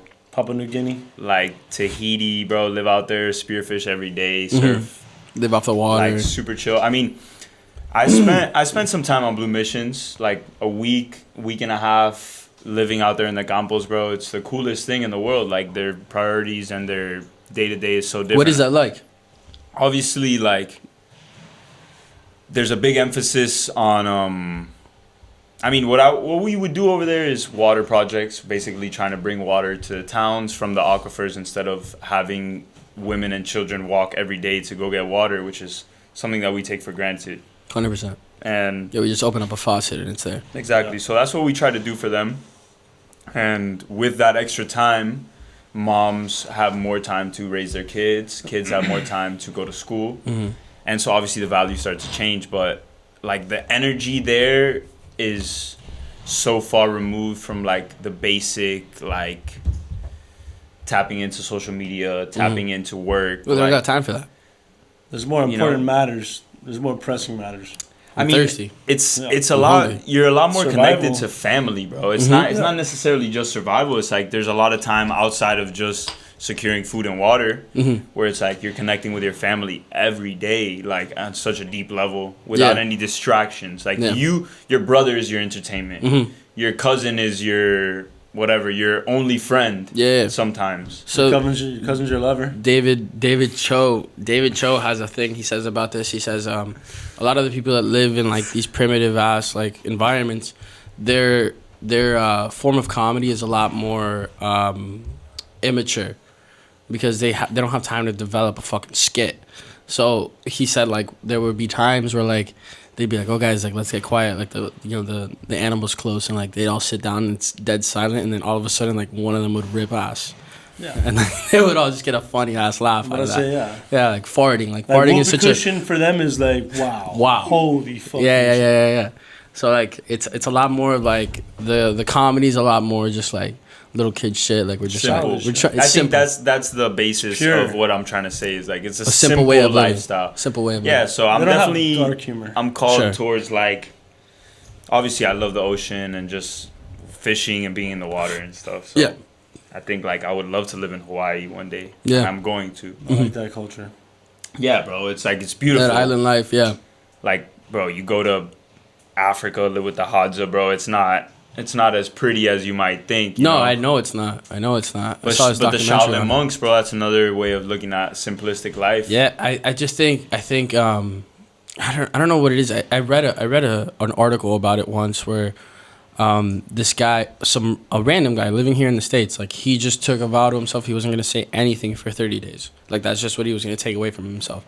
And he said like we underestimate how powerful like having a voice really is, because he was like in those 30 days there was so many times where like he could have been like, hey, like say something, like whatever, like just communicate about anything, and not being able to was like such a mental struggle for the first like week or two.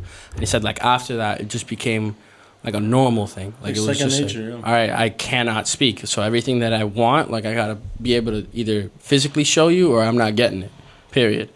And I think like living like how the monks live, sometimes they go on they'll go years without saying anything. And I think there's like a beauty in taking away something that's so valuable that you underestimate. Talking right now, we're speaking into mics, having a ridiculous conversation. This is such an underrated thing that we're able to do with each other, that I think being able to like put yourself in an environment like that where like, okay, like this guy's just not going to speak for a month and we all understand the thing he's doing, like I think that'd be just an interesting way of like going about life. And I think I'd gain like a crazy perspective on what my voice really is. Like forces the human brain to adapt. Yeah. To communicate without actual like voice, vocally tone, speaking to somebody. And like, I think that goes a big way with nature, the way you can communicate with other humans without having to voice reason. Like, if there was one time, like, you can't, which is true. I think everybody has that instinctual, because there's so many times when you speak to people and there's some sort of language barrier, especially coming from somebody that where we live and people all speak different sorts of languages. Like body language is kind of one of the most, primitive things that, that we all possess. Yeah.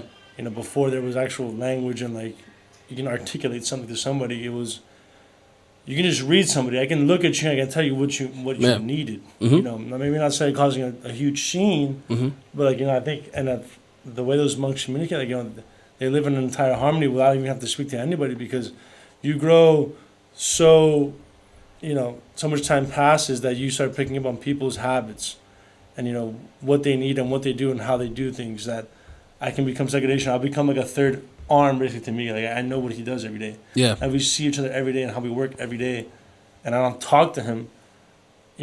At a certain point, it's like working with somebody for a long time. Yeah. Like you start doing things for this person before they even ask for it. Mm-hmm. Just because it's a part of the routine. Exactly. Yeah. That's the whole thing with the culture. I don't know what I would be, where I would like to go into.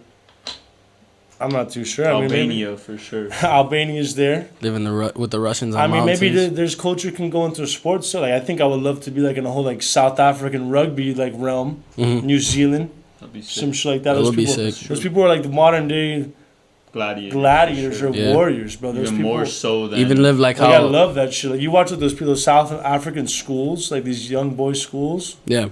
Like they go That's- into rugby, it looks like it's about to go into war. Like it's all the guys lined up. They're chanting crazy shit. They Yeah. have drums beating, and these guys are about to go in. You know, that's a serious sport. They laugh at the NFL. Even You know what I'm like That's where I to go into like different ways of living. Like when you look at like the UFC, the Nug Boys did a video where they went to go to Islam's training camp in Russia, and those guys train like that. That's all they do. Like they wake up to train, and they go to bed, and they wake up again tomorrow to train. That's all they're doing 24/7. It's monkish. It's about it's a lifestyle for them. And what happened was, and I learned this recently, Islam during COVID had gotten COVID and he got sick or whatever. And every time Islam would get better, he would like a little bit better. He would go back to training and then would go back to getting extremely sick again. And he would be hospitalized for days. Feel a little bit better, go back to training, hospitalized for days. And he did that like 4 or 5 times until the UFC was like, yo, like you need to stop fucking moving for like a while. And he just couldn't grasp like, what the fuck do you mean I wake up at night, don't train? That doesn't make any sense to me. And it's because you're so enveloped in that kind of like... Yeah. Did he stop though? Because the UFC was like, yo, you're never going to fight again. Like, you're going to just keep doing this. And he was like... he had fuck it. fights canceled. and He had shit. fight canceled because he just would get a little bit healthy, train while you're still not 100% covered, and like all you're doing is just making yourself more sick again. Like you're bound to just get sick again. Yeah, I think like where I see like the appeal and like the culture, like I said, like with it may sound funny, whatever, but I think it's cool. Like there's like the whole South African rugby, like places where sports is a big thing. I mean, sports is just an analogy for it is to be a part of something that's bigger than yourself, and then everybody has like the same goal. Mm-hmm. Like that's pretty fucking cool. Like Sick. we play all sports and shit before. Like it's not the same thing. Like there's a certain culture that goes around these things that it's deeper than just a sport itself. It's more integrated into like your DNA. Yeah. I think that's just an extreme sport because it takes so much. There's so much sacrifice physically and mentally that I think that it's almost like a military-ish, like Definitely, bro. like those people are going out there putting everything on the line. You're not wearing pads. You're not, it's a scrappy sport. These are like the top athletes in the world, and like everybody has like a single mind attitude towards those things, and it's huge within the country. Like you have shit's riding on you. People like take a lot of pride in what you do. I just saw I've seen a couple of videos recently, and I just saw the appeal to it. I'm like, wow, that'd be so cool to join like something like that, because like and that's something just realistic to me. I'm like, okay, like yeah, monks would be crazy, but like if there was something I can actually do right now, it is rugby in Miami. Like, Yeah. I mean, just sports in general. Like, I think it's cool to. I think being in a team, like even if you didn't go pro, whatever it may be, like I think it's very important to have that outlet. Besides having like a team outlet, I think as well as having a creative outlet, whatever it may be. Mhm. Like me, make it like to every now DJ, make music Yeah. or write, whatever. Like I think that's also a different route. I mean, I'm going into a different topic here, but That makes sense. Like, when it comes to like a creative creative important. outlet, like I write a lot. I journal. Like this is a creative outlet. this is another creative outlet. It's important. I think for me, I'm not good at drawing. I'm not good at painting. That's never been something I've ever been good at. But I've always been more or less of a good writer, and being able to like when I'm going through shit to like write down, here are my problems, here's what I'm going through, and then like a month or two will go by, and then those problems get solved. Being able to go back and read like what I was going through and like how I felt in those moments, and then look at where I'm at now and being like, this is how I felt for this, but then I figured it out 2 weeks and 4 days later here. It makes my problems feel less because I know that eventually it's going to be resolved. It has to be resolved. You have the playbook. I have the playbook. I've seen myself go through struggle and resolve the situation and then put myself in another box that I'm struggling in and then pull myself out of it. I've done this. You do this throughout life. Like it constantly, there's never been a point in your life, even when you're a little kid, even though your problems were this fucking big, they felt this fucking big to you. It's a highlight. It's part of life is being able to go through problems and solve them as you go, and continuing to stack. Like, now I got this, and then I figure it out, and after figuring it out, now you got some new shit you got to figure out. Like, You can use those past situations almost as motivation. Like, you can look back, wow. yeah, And when I dealt with that shit, and I got myself out of that hole. exactly. Look at the mentality I was in. Works. So stupid to put myself in this. If I know later down the line it's gonna get resolved, because it has to be resolved. If it never gets resolved, like, This too you're shall doing pass. something. Even exactly, this too shall pass. It will eventually blow over. It will you will replace that problem with a new problem later down the road. That's part of life. I think part of life too is being able to go through suffering. Like, I think a big part of the human experience is navigating through suffrage. Like, there's gonna be times where we can all suffer together as a group, and there's gonna be times where the only person suffering in this specific kind of problem is just you. And you need to be able to figure it out for yourself, because there is no fucking guy there is no shit that's gonna fall from the sky one day. You wake up and your problems are just solved. Like, you Never. need to be able to put your feet in the sand and go, yo, like, I got this. I'm gonna figure this out one way or another. Through blood, sweat, and tears, I'll make it figure work. it the fuck out. That's part of life. Never giving up. You can't. Bro, there was something you said, like, about taking speech for granted, something so simple. That the other day somebody asked me, like, how do you stop taking something for granted? Like, Taking it away. exactly, but it shouldn't be like that, right? Okay. Now that's the question. Yeah. But it is. It is the most surefire way to make sure that you appreciate something that you had before. And I mean, they say you don't know what you have till it's gone. Yeah, I mean, the only way they can... Big proponent. Yeah, I mean, people say, like, I think the only way you can simulate that is seeing somebody close to you losing something that they may have taken for granted. Yeah. And seeing the way that affects them. Yep. Use them as an example. Exactly. Yeah. And then you're like, shit, I want to be like that guy. But even then, You know what I'm saying? like, Fuck. I can watch you go through something, and I won't Yeah, really of understand it until I go through something. Unless it's somebody very close to you. I guess, yeah. You see your mom or you see your sister, your You brother take it going as through your some own loss. crazy shit. Yeah. That in a sense that they're going through something very dark and deep, and that's their fault for taking that thing for granted, whatever it may have been, whether it been work or a person or whatever their situation might Yeah. be, money, you know. Yeah. And like you can see them suffering, like, and when it's closer to your resident, because you can feel their pain. Yeah. And then I mean you can, but even then it's still there's a fine line. It's not you. One thing It's I always, never gonna be one you. thing I always try and keep in mind, especially like when I go through like the daily struggles through life, and I feel like, oh my god, this is the worst thing in the world to happen right now, whatever, blah blah blah. I always think like, I put things into like perspective. I'm like, and like obviously, I hope it's in a very long time from now, but like eventually there's gonna be a day where we have to bury our parents. Eventually there's gonna be a day Yeah, where of course. a good friend of ours passes away before we do. Like that's gonna happen, whether we want to or not. Death is a part of life, which makes life so beautiful that it has an ending. Because if it didn't, it wouldn't be that fucking special. Yeah. So when you do go through problems, I think like something to keep in mind is like there are gonna be big ones one day that are just inevitable. That are just like I don't care how good you are as a human being, you're gonna go through this terrible fucking problem one day. Blindsided. You can never prepare yourself Blindsided, for yeah. that, dude. There's no preparation. There's no book on how to fucking prepare yourself. No, you're gonna go through something vastly stronger and harder than anything you can ever fathom. So I think if you are going through something, just wake up, put one foot in front of the other. It's there's a Japanese word for it. I think it's called. It starts with a K. Kaizen. Huh? Kaizen. Kaizen. Is it? Yeah, it's Kaizen. It's called Kaizen. It's the philosophy of being 1% better every single day. I'm pretty sure that's what it means. You have to wake up and like if you have this problem or you have this thing that you're struggling with, don't focus on, hey, like here's my problem, like I need to make it better by tomorrow. No. You just need to be 1% better tomorrow. Just 1% better. Exponential. And then the next day with 1% more.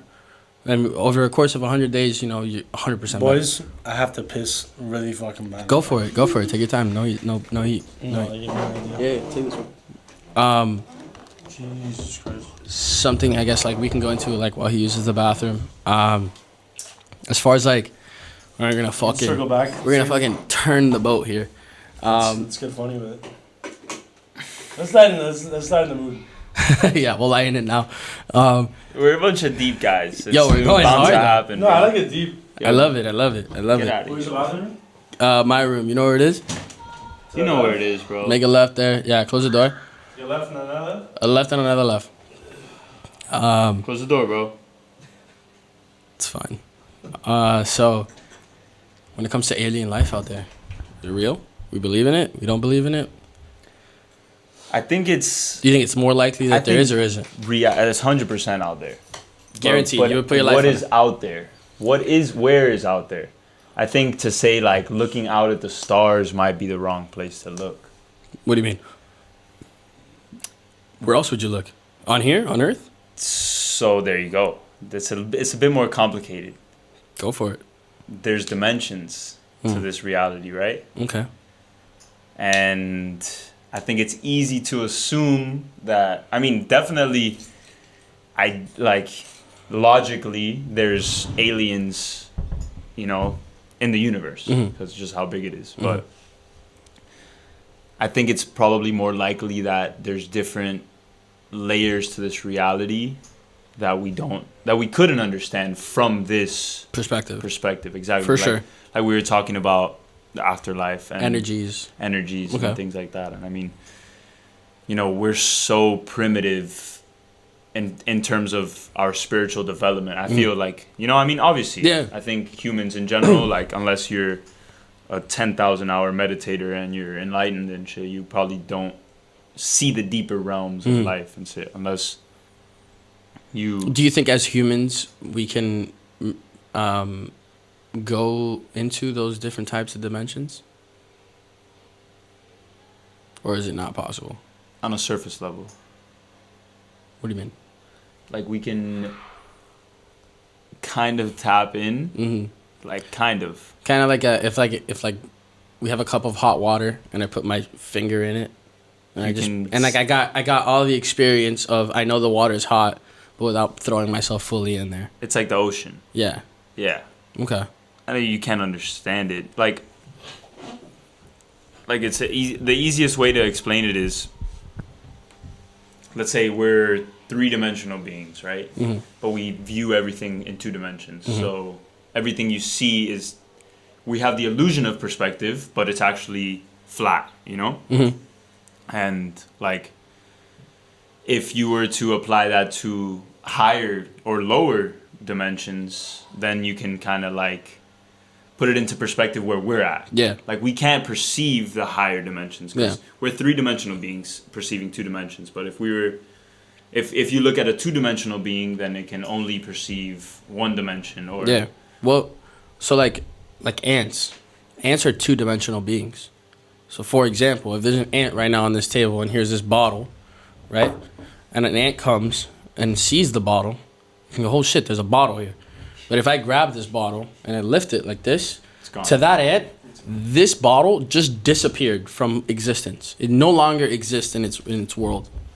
So that definitely, I mean, I feel like if I can do that to an ant, me being a third-dimensional being, then a fourth-dimensional being can probably do something like that to me. Yeah, and I think it's like even for us to like try to figure out like where we're actually at on this is like it's hard because I don't think we're necessarily three-dimensional beings. I think we can be five-dimensional beings perceiving the third dimension or whatever. And like with enough practice and enough like experience, you can actually tap in. Exactly. But like the main reason I believe that is not just because I've heard a bunch of shit on Instagram and this and that, but like most of the alien sightings and stuff that I believe, like obviously there's a bunch of spacecrafts and shit. I don't know what I believe about that. Maybe that's just like I'll say something about human experiments and stuff. But I've seen videos of like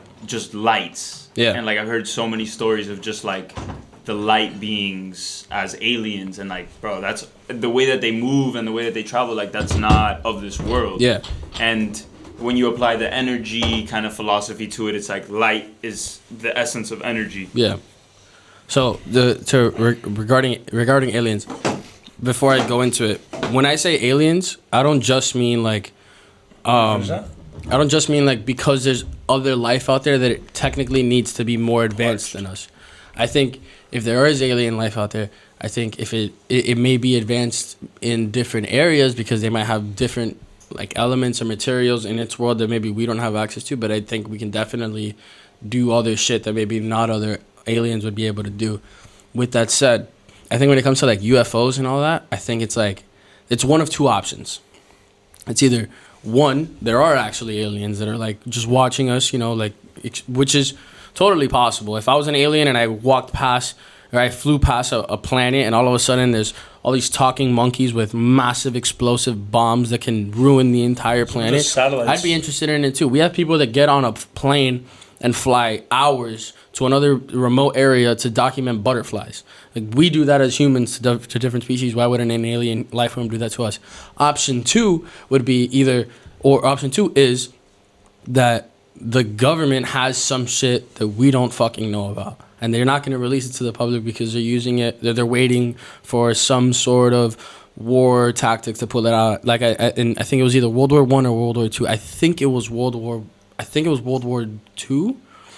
It might have been one where we had spy planes, and we kept that as a secret in our back pocket. And we whipped it out during war, and that gave us a massive advantage in war, which is one of the main reasons we won the war. Was because we had spy planes, because we were able to just use an extra piece of technology that no one else had except for us. So if it isn't aliens and it is us, I can understand why, as a government, you wouldn't want to tell people, hey, like, this is what we have now. Because in the off chance that we do end up going into a big war with another country, you can be like, hey, I can fuck you up with this shit. Like, you don't have anything that can stop this. Nothing can move as fast as this. It doesn't come up on radar. It fucks up everything. That's like the most logical. That's the most like they can't tell us anything. There'll human explanation for mass panic for everything, bro. If there was aliens and then the government was just like, hey guys, there's actual aliens flying around, what would that do? That fucks up a lot of things. It fucks up religion. It fucks up hard on religions. I think we're kind of getting to that though. Yeah, we're getting to that point where at some point somebody's gotta say something because we're either. But they're putting it on the news though. Yeah. Like, these are videos of unidentified. Back in the 80s and the 90s and maybe even some of the early 2000s, like if you talked about aliens, you were some crazy conspiracy theorist. You're an idiot. They would denounce you. They would not pay attention to what you were saying. Now it's like, yo, these are definitely UFOs. Here it is on fucking Fox News or CNN or whatever. Like, look at these crazy videos. Like, we're very open about it now as a society, and I think it's them either. I guess like trying to like groom us to the idea that this is a part of our reality now. Like, let's adjust to it. Let's be okay with it. Like, it's at the same token, it's not the reality, and it's just them trying to destabilize their fucking everything. Maybe it's called a psyop. You know, it just could be a whole like a reverse psychology type of bullshit. Like, oh, like you're just. And they want it, yeah, exactly. They That's want like a that form shit. of control. Eddie Bravo goes into like some fucking deep hole with this shit. He says that he thinks that what they're preparing us for is like some sort of like one world order, like one world invasion, or like something. Our problem isn't gonna be fighting each other. It's gonna be like fighting some extraterrestrial force that is gonna like force us to bound together and form one world government to be able to control all of the masses or whatever. But I don't think that's really realistic, because I think a lot of places where like there are still like kings or like these like in Venezuela, like these like communist fucking dictators and shit. Like, I think those guys don't give a fuck what the fuck we think. Like, fuck you, we're gonna be whoever the fuck we want to be with or without you. Yeah, I think that's the thing that Joe Rogan says a lot. It's like the argument against conspiracy theories is like, how could it be so well kept under wraps? Yeah. Like, it's the humans are too flawed. Yeah, we're way too flawed. Yeah.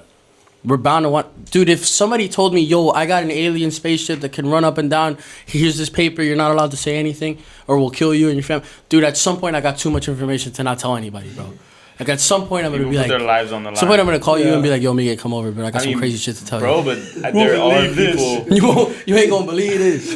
There are people who do that, though. What do you mean? Like Bob Lazar. Bob Lazar, yeah. He has even a Netflix documentary, I think. What's up with those Zen things, huh? You want one? Where is it? It's over here. How addictive are those things? As addictive. Just want to take a look. I might just pop them for a little bit. So, regarding like have you ever heard of Bob Lazar? Dude, so let me tell you about Bob Lazar. Bob Lazar is this guy who used to work, from what he says, and he's in the employee like database. He used to work for Area 51. And he came out back in the 80s, or I want to say it's the 80s. I could be wrong. He came out saying that he folded. He should have stayed a little bit longer. He said that the government has this new element called Element 115, and a part of his job at Area 51 was to back engineer these crafts that they found, and the way that they would do it is like, let's say our job was to back engineer a plane, right? They'd give you the front of the plane, me the middle of the plane, you the back of the plane, and you the engines. And I had no idea about the back, the front. I was only rocking the middle. I only knew about the middle. I didn't know that there was a front or a back piece. That's how they delegated information. He comes out, says all this, right? And he used to go to school at MIT. Comes out, says all this, and I mean, with whatever powers that the government has, completely erased his education. He no longer ever went to MIT, but he did. They ended up finding out that he really did. He never worked for Area 51, which he did. They ended up finding out that he actually did work for Area 51. And 20 years later, the government announced that they have an element called Element 115 that has some shit that we don't understand. Yeah. A lot of what he ended up saying was true, and he used to say that when you came in, they had these scanners that you would put your hand on, and they would measure the length between like your index of your fingers, like between the bones, and that's like unique to every human. Like we all have different like measurements in our fingers, and it's as unique as your fingerprint. And that technology wasn't available at the time, so it was like some crazy shit like, yeah, this guy's a fucking nut job. And then it ended up coming out, like pictures came out that's what the government was using around that time to like allow access to people to come into like certain like classified like areas. You would put your hand in the scanner, it would measure your fucking bone like lengths, and it would be able to let you in and grant you access. So a lot of the things that he did say back in the day ended up becoming true. So what pegs the question is this guy bullshitting and really work? Did he not really work for Area 51, or did he fucking really work for Area 51? He claims that they have UFOs, like 8 UFOs. Mm-hmm. He saw it in their possession. Yeah, he said he saw it. He went in one of them, he said. Yeah, and that goes back to like what we were saying before the podcast started. Propulsion is what the whole mystery was. How does it do it? How does it do it? Like one of the guys, they try to fucking cut it in half. Like they couldn't. It's almost. He said it was almost like a force field. You couldn't touch it. Like it would just like move everything away from it. Yeah, it sounded like just like one of like a sci-fi. And the way he describes it inside those like spaceships, that was like all one. There's just like one like center console, I guess you can call it, and there's like a sphere. Yeah. Gravity. Yeah. It's probably some sort of. And it would be able to manipulate gravity and shit.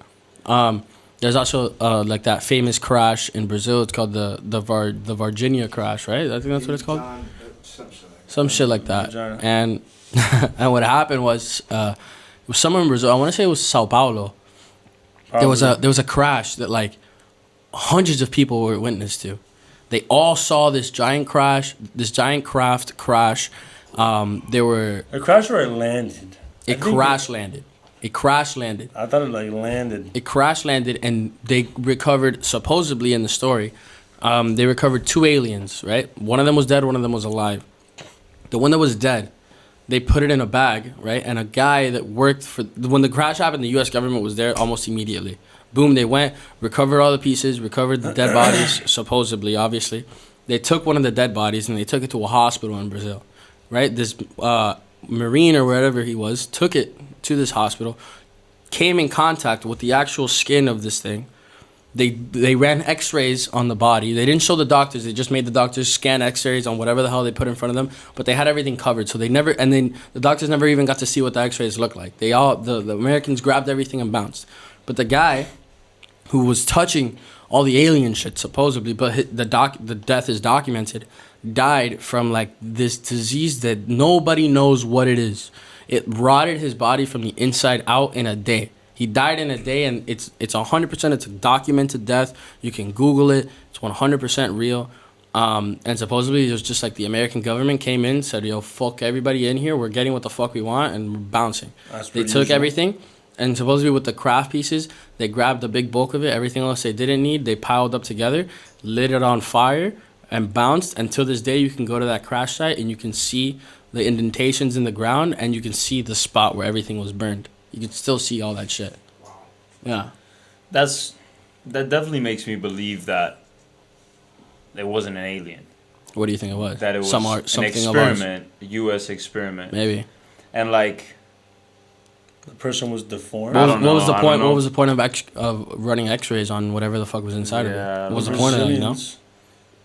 could I don't know, there's be a whole- could be more of a story to tell. Maybe. Maybe like a more of a fake story. And still But if fear. the guy died of some disease, And like there were 3 girls. They were within like 20 feet of the whole crash when it all happened, and they said they walked up to it and shit. I saw it in the documentary, and they said that they smelled like so bad. She said like she described it as like if you got like skunks and they all like made their scent, but like you multiplied it times 100. It was really disgusting, the smell. She said like she had to like it was in her nose for like weeks. It just was really disgusting, very pungent.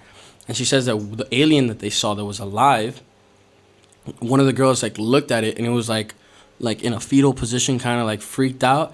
And she said that like it spoke to her like telepathically, like asking it for help. Like it wasn't talking, it was just like mentally talking to her, like being like asking it like, yo, like help me out. Like that's like Georgie on graduation morning. He was trying to tell her something. He was catcalling her. whatever it was, bro. What's up, girl? I don't know, bro. I feel like I think it's a crazy story. I think there's just so many people say this, that they saw it happen. That like, what are we all just in cahoots with each other to make a bullshit story that no one's making money on? Like, why? Then what's the point of lying? It's like Bob Lazar. What does he gain from lying?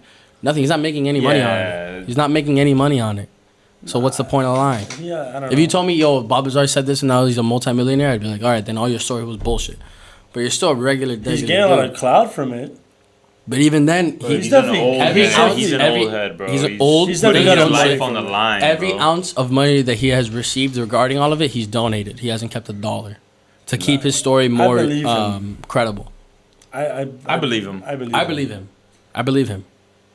He has a hard time remembering all this shit. He's old, bro. No, in the sense that like it's like traumatic. For sure. Like He went through shit, bro. The Bro FBI went pulled to up to his MIT and got everything revoked. everything. So much hard work. And like the for FBI nothing. came to your crib and just said, all of this is ours. We're gonna go through everything because they give thought up that their he fear. took element 115 out of like the thing. So they went through his shit, and he says he did take it. He just has it hidden. No one knows where he has it hidden.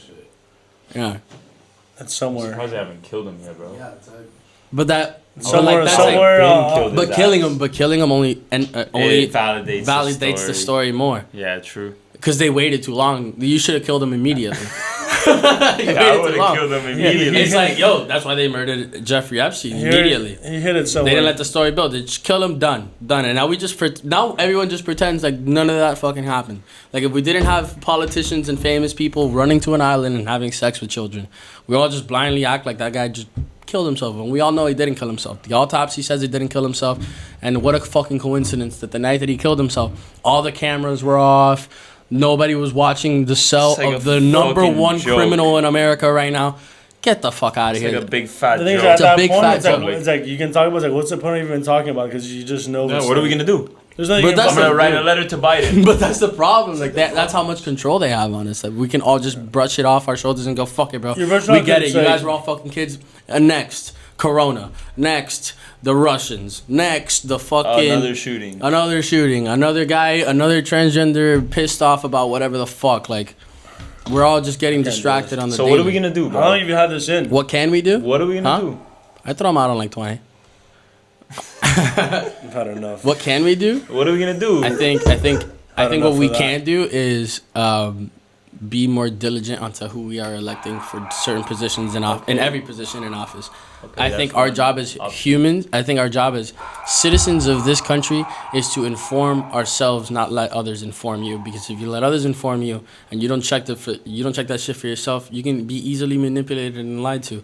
Every news station on earth, CNN, Fox News, MSNBC, every single one of them, the only reason they're still in business is because old people still exist. It's because our parents still exist. They're the only people consuming that content.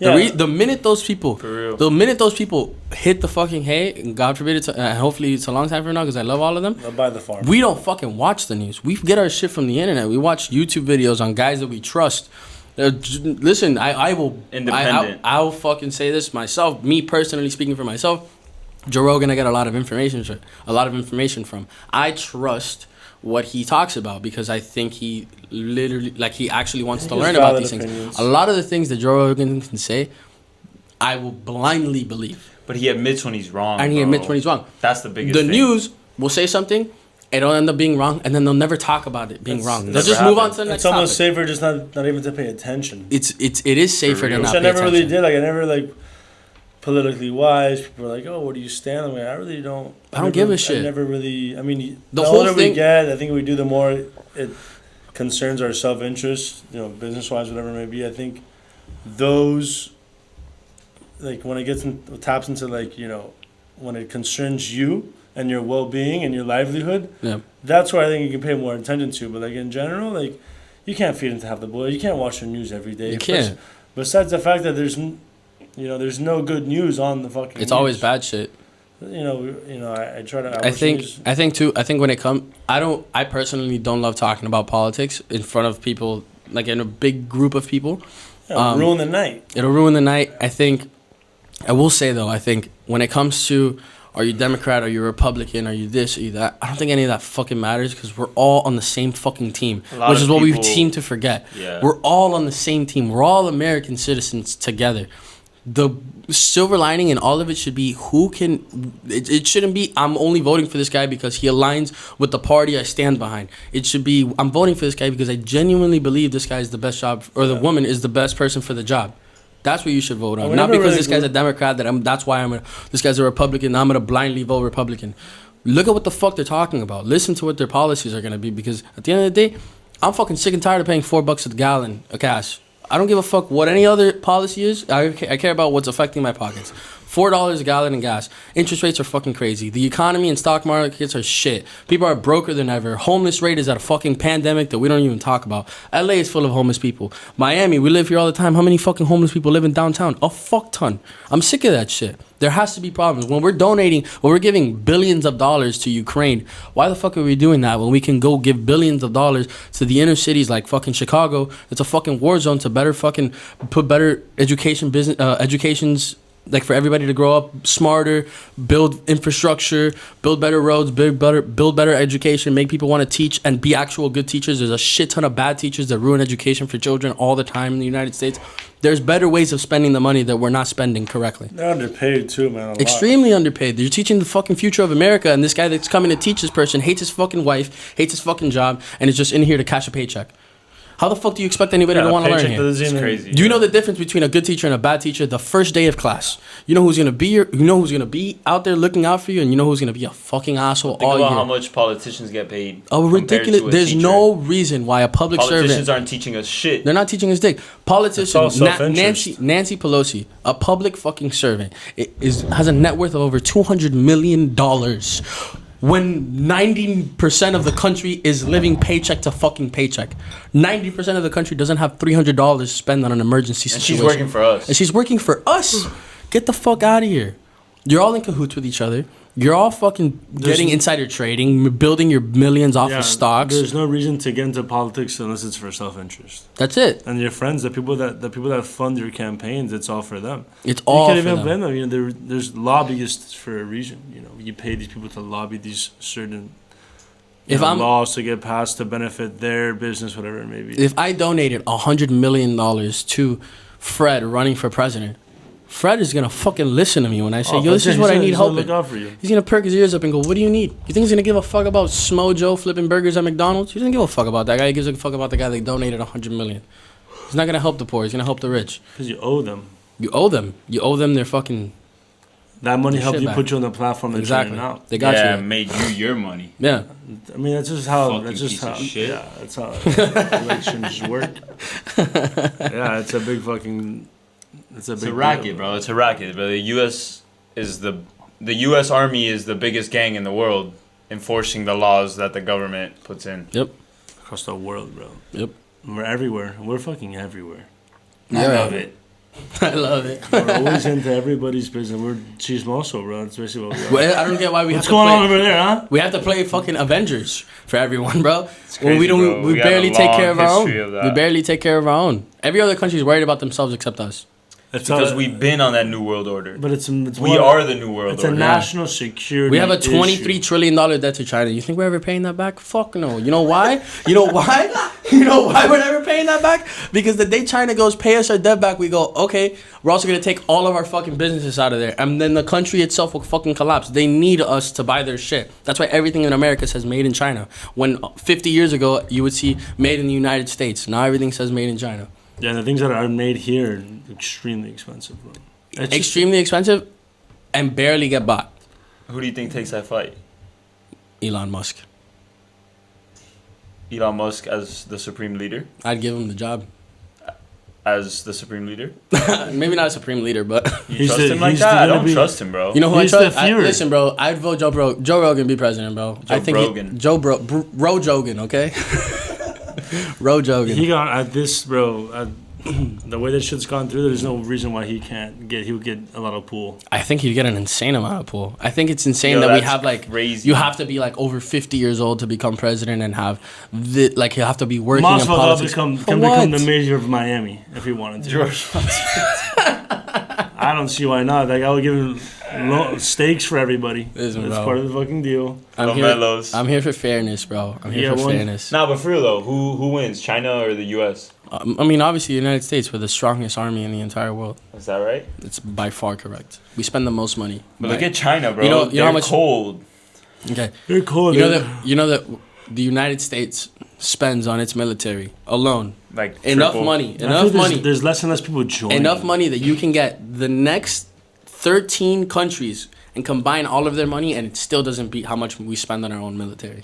It's a lot. That's an insane, What's ungodly amount. the plus minus?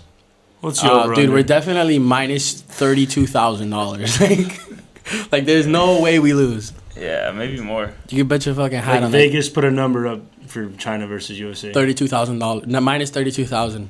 And like probably plus 1 million. What's up, for bro? They China. have a gang. Too bad bro. I throw it on China just for the fuck of it. Just Yo, but Think the about thing China. is, They don't ask questions. They just fucking go, bro. yeah, bro. Like they don't like here. Like now, people are joining less. People don't give a fuck about the military. People like look at you weird if you are a man in uniform. Like, oh, look at this guy. Yeah. He's a fucking asshole. It's true though, bro. It's not the There's same. less respect. There's definitely Yeah. less respect for Yeah. people. And in you're not uniforms. really for it, bro. Over there, like it's- there's a lot of places that a man at one point is in the military. Yeah. Right, that's like Yeah. a law. Well, I don't know where. There's a lot, There's a lot of places like that. Lowry, huh? Cuba's like that. Lowry He has Marketing. no choice. Lowry Marketing is a player in the NBA. Nasty Yeah, yeah. basketball player. Mark Aiken? Mark Aiken. He had to take like 6 months off because he had to go do his time in his country to become a military player, like whatever. So, He had to go do it, or else like you're no longer a citizen there. and that kind of like shapes the culture of men Yeah. in that country as well. Joe Rogan said a quote. It was like, and he didn't come up with it. Somebody else said it. It's hard men make soft times. Soft times make soft men. Soft men make hard No, times. no. Or did I say it wrong? No. Say it. Strong men make good times, easy times. Mm-hmm.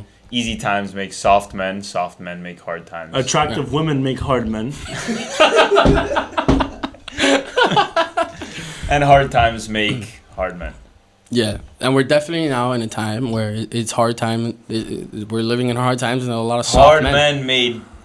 men made Soft times. good times. Or good Good times, bro. Good times. Miami's thriving off the strip club community. How much money is 11 pouring into the? A ridiculous To the city amount of of money. Miami. Insane, bro. Crypto billionaires all over. Shit, Oh my bro. god, Shit. it's a $10 ATM fee. Yo, it actually is though, dude. Financial freedom is owning an ATM in the strip club in Miami. That is financial freedom. You have two of those, you're that's You're set, that's bro. generational wealth. Yeah. You're talking Rothschild, Wells Fargo children. That's old money. You're going down. You're going down a deep route. That's smelly agree. money. It's smelly, but it works. Yeah. You can you can retire after 10 years working in that market as a woman. I believe so. If you're smart, 10 years. I think that's probably Bro, you're from giving. 20 to 30 years old. If I'm a full-time employee as a stripper in 11, are you kidding But me? even forget the strip club now. You can do OnlyFans. Listen, Karina. There's a girl Take a named strip club online. There's a girl named Karina Kopov or some shit. She used to be on David Dobrik Yeah, vlogs. you don't know who she is. She's so bad. She did an OnlyFans. Bro, I think like in her first month of OnlyFans, Couple mil. she made a couple $1 million. Good You know for what that her. is in a month? Oh. For being born. Bad. Like you're just hot. She's just hot. That's the strongest power in the world. Being hot, a vagina. yeah, being that, hot. no, that does make the world go round. Yeah, it There's- does. That's wars are fought over shit like that. Wars are fought over women for sure. At the end of the day, the reason you fight, the reason you want to come back is for your girl. 99.9% of all fights that Fuck happen your when you're out in parents, the fuck club your are parents. because over a woman. Some woman started this fight, whether it be this guy touched my girl or I just talked to the wrong girl. Now we got to scrap some dude over it, like It's possession. We're possessive. Yes. by human nature though. Yeah, over everything, dude. I don't. It's just it goes so much deeper than we think, bro. There's definitely a science behind it. I don't even know, bro. I think we live in a crazy time. I think the city we live in is crazy, bro. We live in baby New York right now. I do. I mean, not even that. I think it's fun. Like you go, like you go to our downtown. Like, I think it's funny when you leave Miami and you go to a different downtown, like in Chicago, New York. Like I've been to New York. It's like you're kind of intimidated because it's not like you don't know this area, but we're so used to like. Dude, I go to Miami. Like, dude, I was at the Heat game yesterday. Like, you go into the Heat game, it's like the traffic's crazy. There's people running all over the place. It's like a very high, intense, like thick area. Mhm. But like I don't feel out of place. Like you don't feel Yeah. intimidated Yeah. at all. Yeah. Like I think that's something that we take for granted. Like we go out all the time to downtown, and it's kind of a big deal in a sense. Yeah, yeah. It is. People come from around. People the come from world. everywhere, but the thing is like, and then you go somewhere else, and like, oh shit, this is like, wow. Like you go to Chicago, like New York, go to Los Angeles, like, oh, this is so much different. This is so much crazy. Like Yeah. you're uncomfortable in your own like in that area. Fucking this weekend we rented out in the beach, and like Yeah. just vacationing in the city of Miami, like I remember I had a couple thoughts where I was just like, you know, Yeah, like we we were do in the this- apartment and shit. And I'm like, yo, people come from across the world to be just doing what I'm doing 10, 15 minutes away from my house. Yeah. And on a weekly basis, we do these Yeah, yeah. things.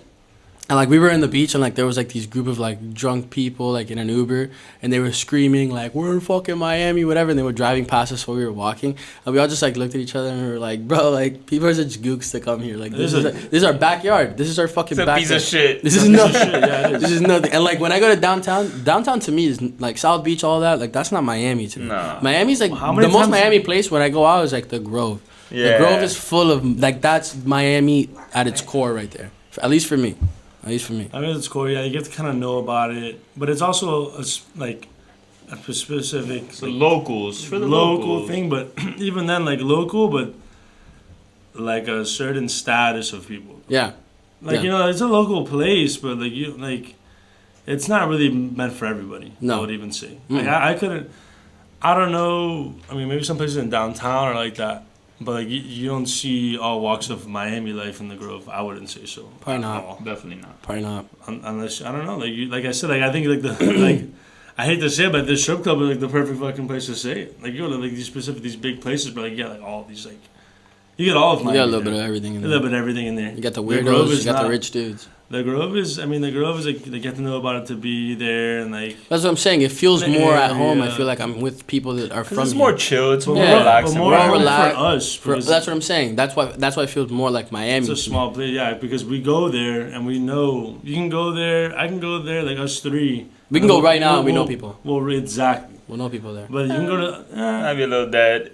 I mean, I'm sure. Yeah, but- not today on a Tuesday, but like, there's some places that we would go to, like you don't know anybody at all. You go to the Grove on a Thursday and it's a high school fucking reunion. Well, let's talk about Hialeah. What about it? Ali's a different animal. When was the last time you went out there on a Friday night? Never. No, but went to that Don't do it. factory town shit. Oh yeah, when they do I factory work on, I time. work on the exit right over. That's Miami. Space. Factory town. I know it's crazy. Factory bro. time does get crazy. Definitely Go gets down fucking south, nuts. bro. It definitely nuts. Where US one splits. Talking about like going out and shit. Do you have any thoughts on like what it's like dating now? I know like you're single, I'm single. I know you're in a relationship, so it's different a little bit more for you now. But like modern dating, you hate it, love it. I mean, bro, dating is just like I think you have to have a certain drive to like date. Put yourself out there. What do you mean? And like I don't know, like I think like bro, like for me to like go out with multiple women on different places, like that takes a lot of energy from me. Okay. I mean, it's emotional, energetic. Yeah, but besides that, it's like you have to, you have to buy into it. Like I guess you also have to have a motive. Good intentions. Hopefully. Do you think it's beneficial? Do you think it's beneficial or hurting us as like a society that we're so like open with just having sex with people? I don't. Well, speak for yourself. Well, you know what I mean. I don't know. If the it's culture of Miami. the culture of Miami. I mean, no, the culture of Miami is very superficial. Okay. In my opinion, I think it's like Depends where you look. it depends where you look. Pretentious as fuck. Depends who you know, who the people you're around with. Like, you got half the people. It's a facade, bro. Mm-hmm. I think it's a giant facade for a lot of people that want to be a certain person or live a certain lifestyle that they don't necessarily possess, and they'd rather put up that facade than actually put in the work to actually become that. Yeah. Or be that actual person. Yeah. And then like it just drives. There's a certain amount of ego. And I think, living in a place that's like very touristy, and we have a certain amount of pride and like ownership and like which is good. Like you should feel like I feel like connected to the city. I think a lot of but I think a lot of people are quick to say like kids like us like, oh, you're not real Miami and shit like that. Oh, you're not like. Shut up. Yeah, you know what I'm saying? Like it's weird. Like I think, like I said, people have a certain ownership towards the shit. Like I think it depends, like where you're at, where you live, the certain lifestyle. But I think everybody, if you're born and raised here in Miami, no matter where you're from in Miami, like you're a Miami person. Yeah. It's like anything else, bro. It's like anywhere else. I think it's a lot too. Like a lot of people come here and like people want to. They want to play like some fucking I'm the richest dude in the world. Like you gotta go out, buy a bunch of tables, like do whatever you want to each their own. But like. That doesn't make you fucking king of anything. Nah, of course, but people want to tell you, cool picture, I guess, or cool videos that you get that night. It's not that fun. But like, dope, like you had a cool night, I guess. Yeah, but people want to be like, oh, like you're not from the real Miami, like you're not from this. But like I think people that like grew up in like the harder parts of Miami, they think they have a more, which is true because you grew up, like if you go in like certain areas where there's more struggle or more like everybody's more like there's more of a community in that sense. People tend to take more ownership, like, oh, I'm from the real Miami. I'm from the other side of the bridge. Yeah. Whatever it may be, like, I grew up in this part, whatever. Like, it's true. Like, bro, like, we're all from the suburbs. Yeah. Like, bottom line, like, I think, like, I got a taste of it for a long time. Like, I working with my grandfather and shit. Like, he lives in Little, like, Havana and shit. Like, I loved it.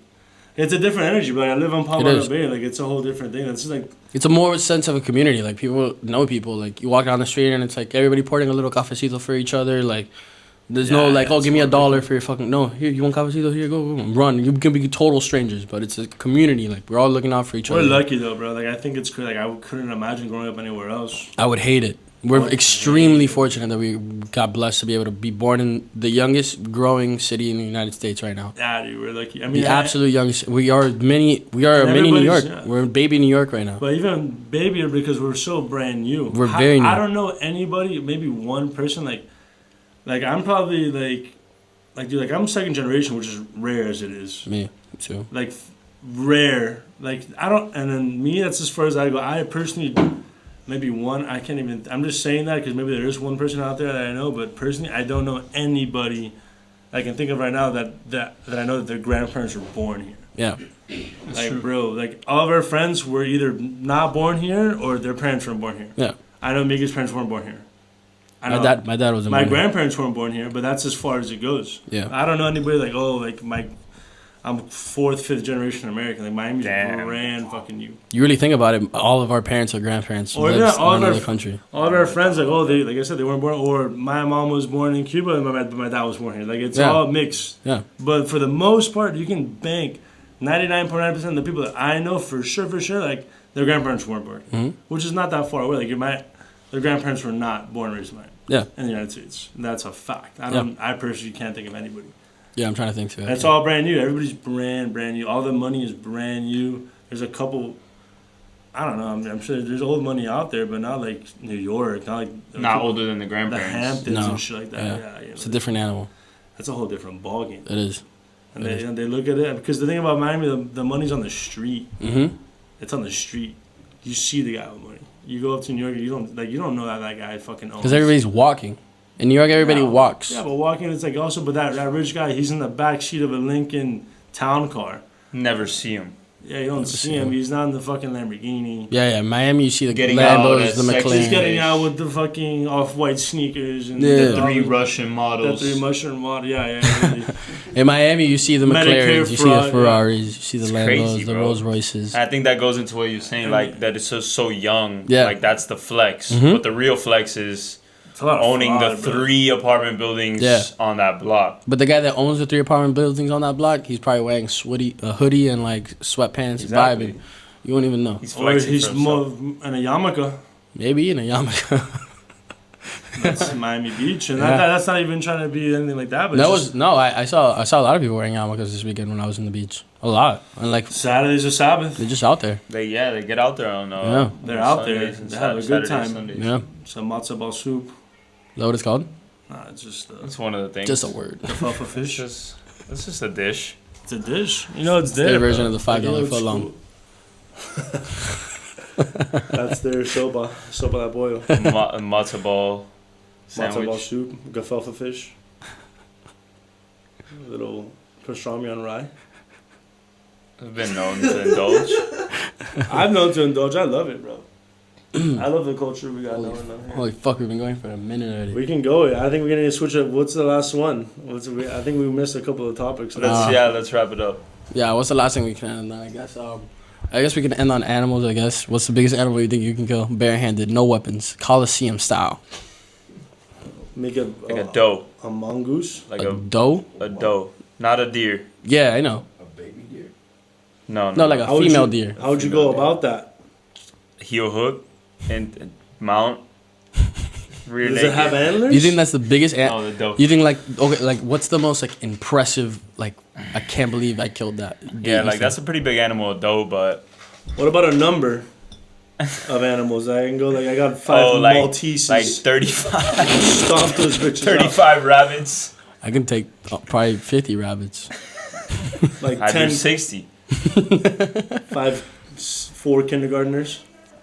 How many The most dangerous how many game. 12-year-olds do you think it would take for them to kill? 12-year-olds? 12. How many 12-year-olds do you think you can take at the same time? Not a lot, Some bro. sharp ass elbows. There's some big 12-year-olds, bro. Let's say maximum height of 5'6", 5'7", max weight Men? of 120 All pounds. 12-year-old boys? All 12-year-old boys. Said Wait, how much do you weigh? No, let's say max weight 100 pounds, weighing max height of 5'6". How many You're more than- 12-year-olds? You're more than 100 pounds. Yeah, a little more, like 110. Okay, let's say A little 115. more. 115. 115. 100. 115. 10. I'm taking 10. You think- 12-year-old? No, you're not. 12-year-olds, no doubt. Dude, No doubt. I don't think know. about how, I think I think like 6. 5 12-year-old me's probably could take me down. Really? That's great. That's a crazy mental. Yeah, I know. I'm trying to think. I think I could take like 6 or 7 of me's at 12 years old. I really don't know. I don't know. Me at 12 years old, bro. How many do you think you can take? 100 at least. You can't. Bro, At the least, 12-year-olds bro. got heart. They You got can't. heart. No, you can't. They got heart. If the 12-year-olds know like this is a death match and you know this is a death match coming for you, Bro, there's 12-year-olds that go to 100 of war, them, bro. That's 200 a lot, I'm arms. playing, That's I'm playing. 200 elbows. 200 leg That's kicks. too much. Obviously, I'll get swarmed. You get swamped. I'm more interested on the animal one. Okay, but a doe? You say a doe? I mean, that's a big animal. I think the biggest animal I think I can kill is no weapon, no anything, and you give me a death match in situation, like a room like this. one room. I think if my life depended on it, I can take a cheetah. Okay, I'll give you that. That's my favorite animal. Max weight of 120 pounds, the softest bones in all of the cat kingdom. Soft as bones. The most brittle bones are the most lightweight cat for their size. One hard slam, I can- one nah, hard I fall can on see them, and that. they quaked. Nah, I've heard of people killing like mountain lions and shit. Yeah, don't we know, said a bro. story in the live podcast about it. The You guy gotta that, be quick, though, bro. I mean, but that's the Nah, you're good, bro. that's the You're thing good. in close quarters. Its ability is speed. You can't Yeah. pick up speed here. Nah, but he'll. But Yeah, that, but but I that thing goes for you with his claw. He's gonna rip your esophagus. But I'm not out of your saying- throat. But I'm not saying I'm not gonna get hurt. I'm just saying it's gonna die before I I, think that's die. a good animal. It's gonna die pretty before good. I die. Shit, I don't know, man. If we're talking like Saharan, like African animals. Any animal. Just any animal. Just pick the biggest one you think you can get. Like a pygmy elephant, Indian elephant. Shit, no. Nah, Cheetahs I think got it's it. thick skin. Kangaroos got it. Kangaroo. You think you take a You're kangaroo? so a full-grown. A full-grown male kangaroo Boy, is diesel. dying before I die. You might be careful with a Have jelly. you seen those claws though? They're it has jacked. teeth. I don't give a fuck. It's my life. It's their life too. It falls over, it's dead. I don't know. it But falls I think over, it's kicks dead. you in the chest. Your chest, Don't get kicked in the chest. your lungs collapse. Don't get kicked in the chest. It's a really hard question, bro. Honestly, I have to think back to my ancestors. You can kill a horse. My Captain. ancestral. You can kill a horse. No. I used to think no I can. chance. No chance. I used to think I can, and now I know that the only way I'd be able to beat a horse is if I run at it full speed while it's running at me, and then I cannonball into its legs. I'll have and to it breaks a leg or I'll have to something. figure out what animal doesn't. Not even. If it breaks a leg, it's dead. If You're it not breaks a leg, breaking it can't. no motherfucking legs. Have you seen a damn?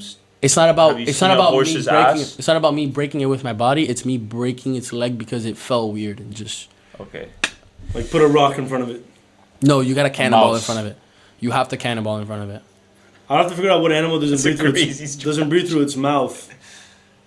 And what? So I can just like find it and stuff its nostrils and just choke him out. Like I think every animal that breathes through its nose can also breathe through I its mouth. think does horses breathe through their mouth? They can, I'm sure. Have they figured that out? we gotta find the right horse. Is there a body of water around me I can just drown one of these? No, we're fuckers? in this room. Right. That's a Oh, really but hard maybe, question, bro. you know what? Then okay, I can go for it. Maybe it doesn't have to be a mammal. It doesn't. I mean, bro, I'm if not you gonna say go shark for on an land, aquatic. Is crazy. yeah, that's. I guess I mean, if we aquatic, go aquatic, I'll I take kill an a orca. great white just- shark. Yeah. I Huh? take, Right here, right now, great white shark. No, I'm saying Orca. no, No, you you have to can't be- though. You can't even kill. No, no, It'll you just have to die. be- You you just have have to- to. yeah, you just sit back, No, relax. no, you have to be in its. You have to be in its domain. You have to be in the. Okay, okay, okay. I guess I don't know what. I'll any go for. bird except maybe an ostrich. Eagle. A quaking eagle. A harpy eagle. You think an eagle can kill you? It's taking your eyes. Why would it first. take my eyes? Its talons. I got arms. Just give an arm. You take one arm away from me, and I have another arm to Like rip your that? face off. All right, yeah, you're a right. bird. I mean, birds are sketch. That'll be a tough fight though. It'll be a very annoying. You'll get very fucked up. All right, so we're just kind of going life and death here. What a Yeah. snake. Every snake dies No, before I die. anaconda is taking your life. A Depends on the Burmese, size. Like a monster 15 feet. Burmese. Nah. Nah. You're quaked. Yeah, I die. You can't. Yeah, you don't What have can a I do to defense it? for that. I don't You'd have have to anything I really can get do it, to it. like choke it, and just start slamming on the floor. But That's even the then, like thing. I can have it, and it can still crush my body while I have it. That's the thing. Humans don't have defense like that. Like we're just going for chokes. Like you're not. You're I not got Royce it. The Jones. teeth Gracie. is there, you know. The teeth are. You can't really do much with their. I mean, their We bite don't force is have. not We the don't same. have weapons, bro. We really don't. This is the weapon we have. Wisdom teeth. You'd have to is start gone. grabbing MacGyver in the middle of the fight. But I'm saying, in a life and death situation, there are animals though. Cheetah's a pretty good answer, bro. Honestly, Yeah. like that's my favorite animal. Yeah, But like they're not that big. they're not. Max weigh 120 They're pounds strong though. because of their speed. Kind of fuck. Because of one the up. speed they come at you, and that's why they're so 70 miles an hour and a fucking cheetah. Yeah. Bro, I think I'll be hurting after that thing bites me, bro. I'm like, fuck. Yeah, but it's life. Just give up. but it's life and death. Oh, yeah, it's never life or death. Ah, brother. Yeah. God damn, gosh, that's a tough one. I mean, cheetah's a tough one. Not a single I'd bear. be concerned. Not a single bear. Brown bear. Not a single bear. I'd be 100%. no chance. Panda bear. I'll eat it up. No chance. Panda Yeah, bear. bears are scary. Bears will fuck you up. Panda bear. That's not a bad bear. Not a hyena. What are you gonna do to it? Choke it out. Yeah. You're naked. You know how strong they are? Grab. I'm grabbing. I don't know if I'm, there's any monkeys you can go for. No. I'm pulling guard. Maybe like a spider monkey. But a chimp is quaking Chimps me. murking you. Hella monkeys. All the monkeys. I'm killing every single one. No apes. None of the great apes. What about a lemur? Like those big fucking lemurs. I'll kill a lemur. I can murk King Julian. Yeah. A couple of meerkats, I'll squash a meerkat. Oh, That's cats. easy, that's too Whatever. easy. You can take a I'll hog? provide. You think you can take like a warthog? Oof, those are so aggressive. Yeah. Those are scary. But I think on my don't know- life, though, I I think don't know I'd how quit. would I don't know They're how smart would too, though. how would I Yeah, kill but it? I grab those big old tusks. It's over. Brother, I think he's strong. They are I very take the strong. bag. I His take the neck is bag. like that wide. Yeah, Yeah. you're right. Those things are fucking huge. I don't know, bro. Oof, Yo, what's I don't an know if I like indigenous- this conversation anymore, bro. A It's making me Florida, uncomfortable. a Florida Panther. No chance in hell. Oh, low key though. Florida Panthers are actually kind of small. There are not that many left. That doesn't mean they can't They're quake you weak. because there's one. They're weak. They're malnourished. Facts. Just because there's not a lot of them, that doesn't mean they're not eating. They're fucking They're eating. swamp rats. They're eating. I don't know what they're eating anymore. They're eating the pythons. They're fine, They're bro. eating the leftover Actually, before we fucking end this thing, I read some shit, bro. You know what we have in the fucking Everglades now?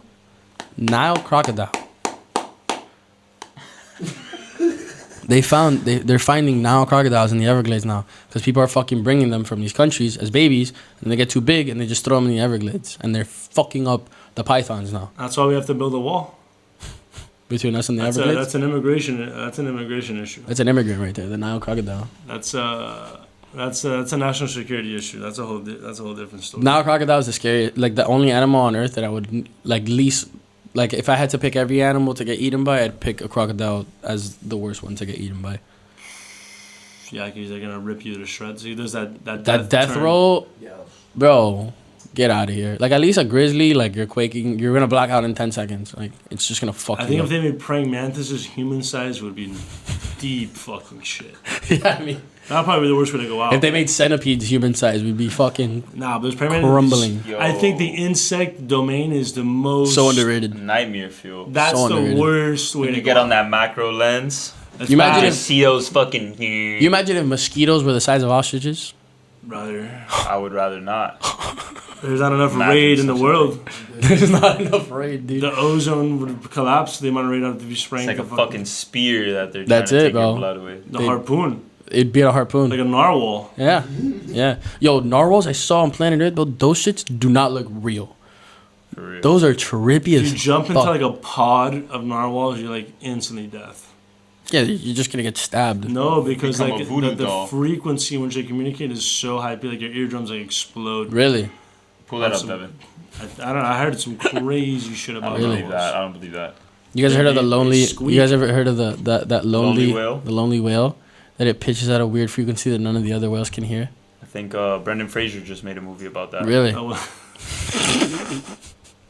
I heard about that one too. Yeah. The lonely whale. Poor Nobody could fucking understand it. You're talking about like the sat like the call to no other whale. Yeah, yeah. 'Cause he's calling out, just nobody can hear him. Or she. He. I think it's a boy. To be inclusive. I think it's a guy though. Maybe he hasn't decided. He I I don't think know. it's they them. I think he's still an unrestricted free agent. He's still figuring He it out. doesn't know. Yeah. He's just calling out. He's hoping he's somebody. He's a castaway. Taking how he could get it.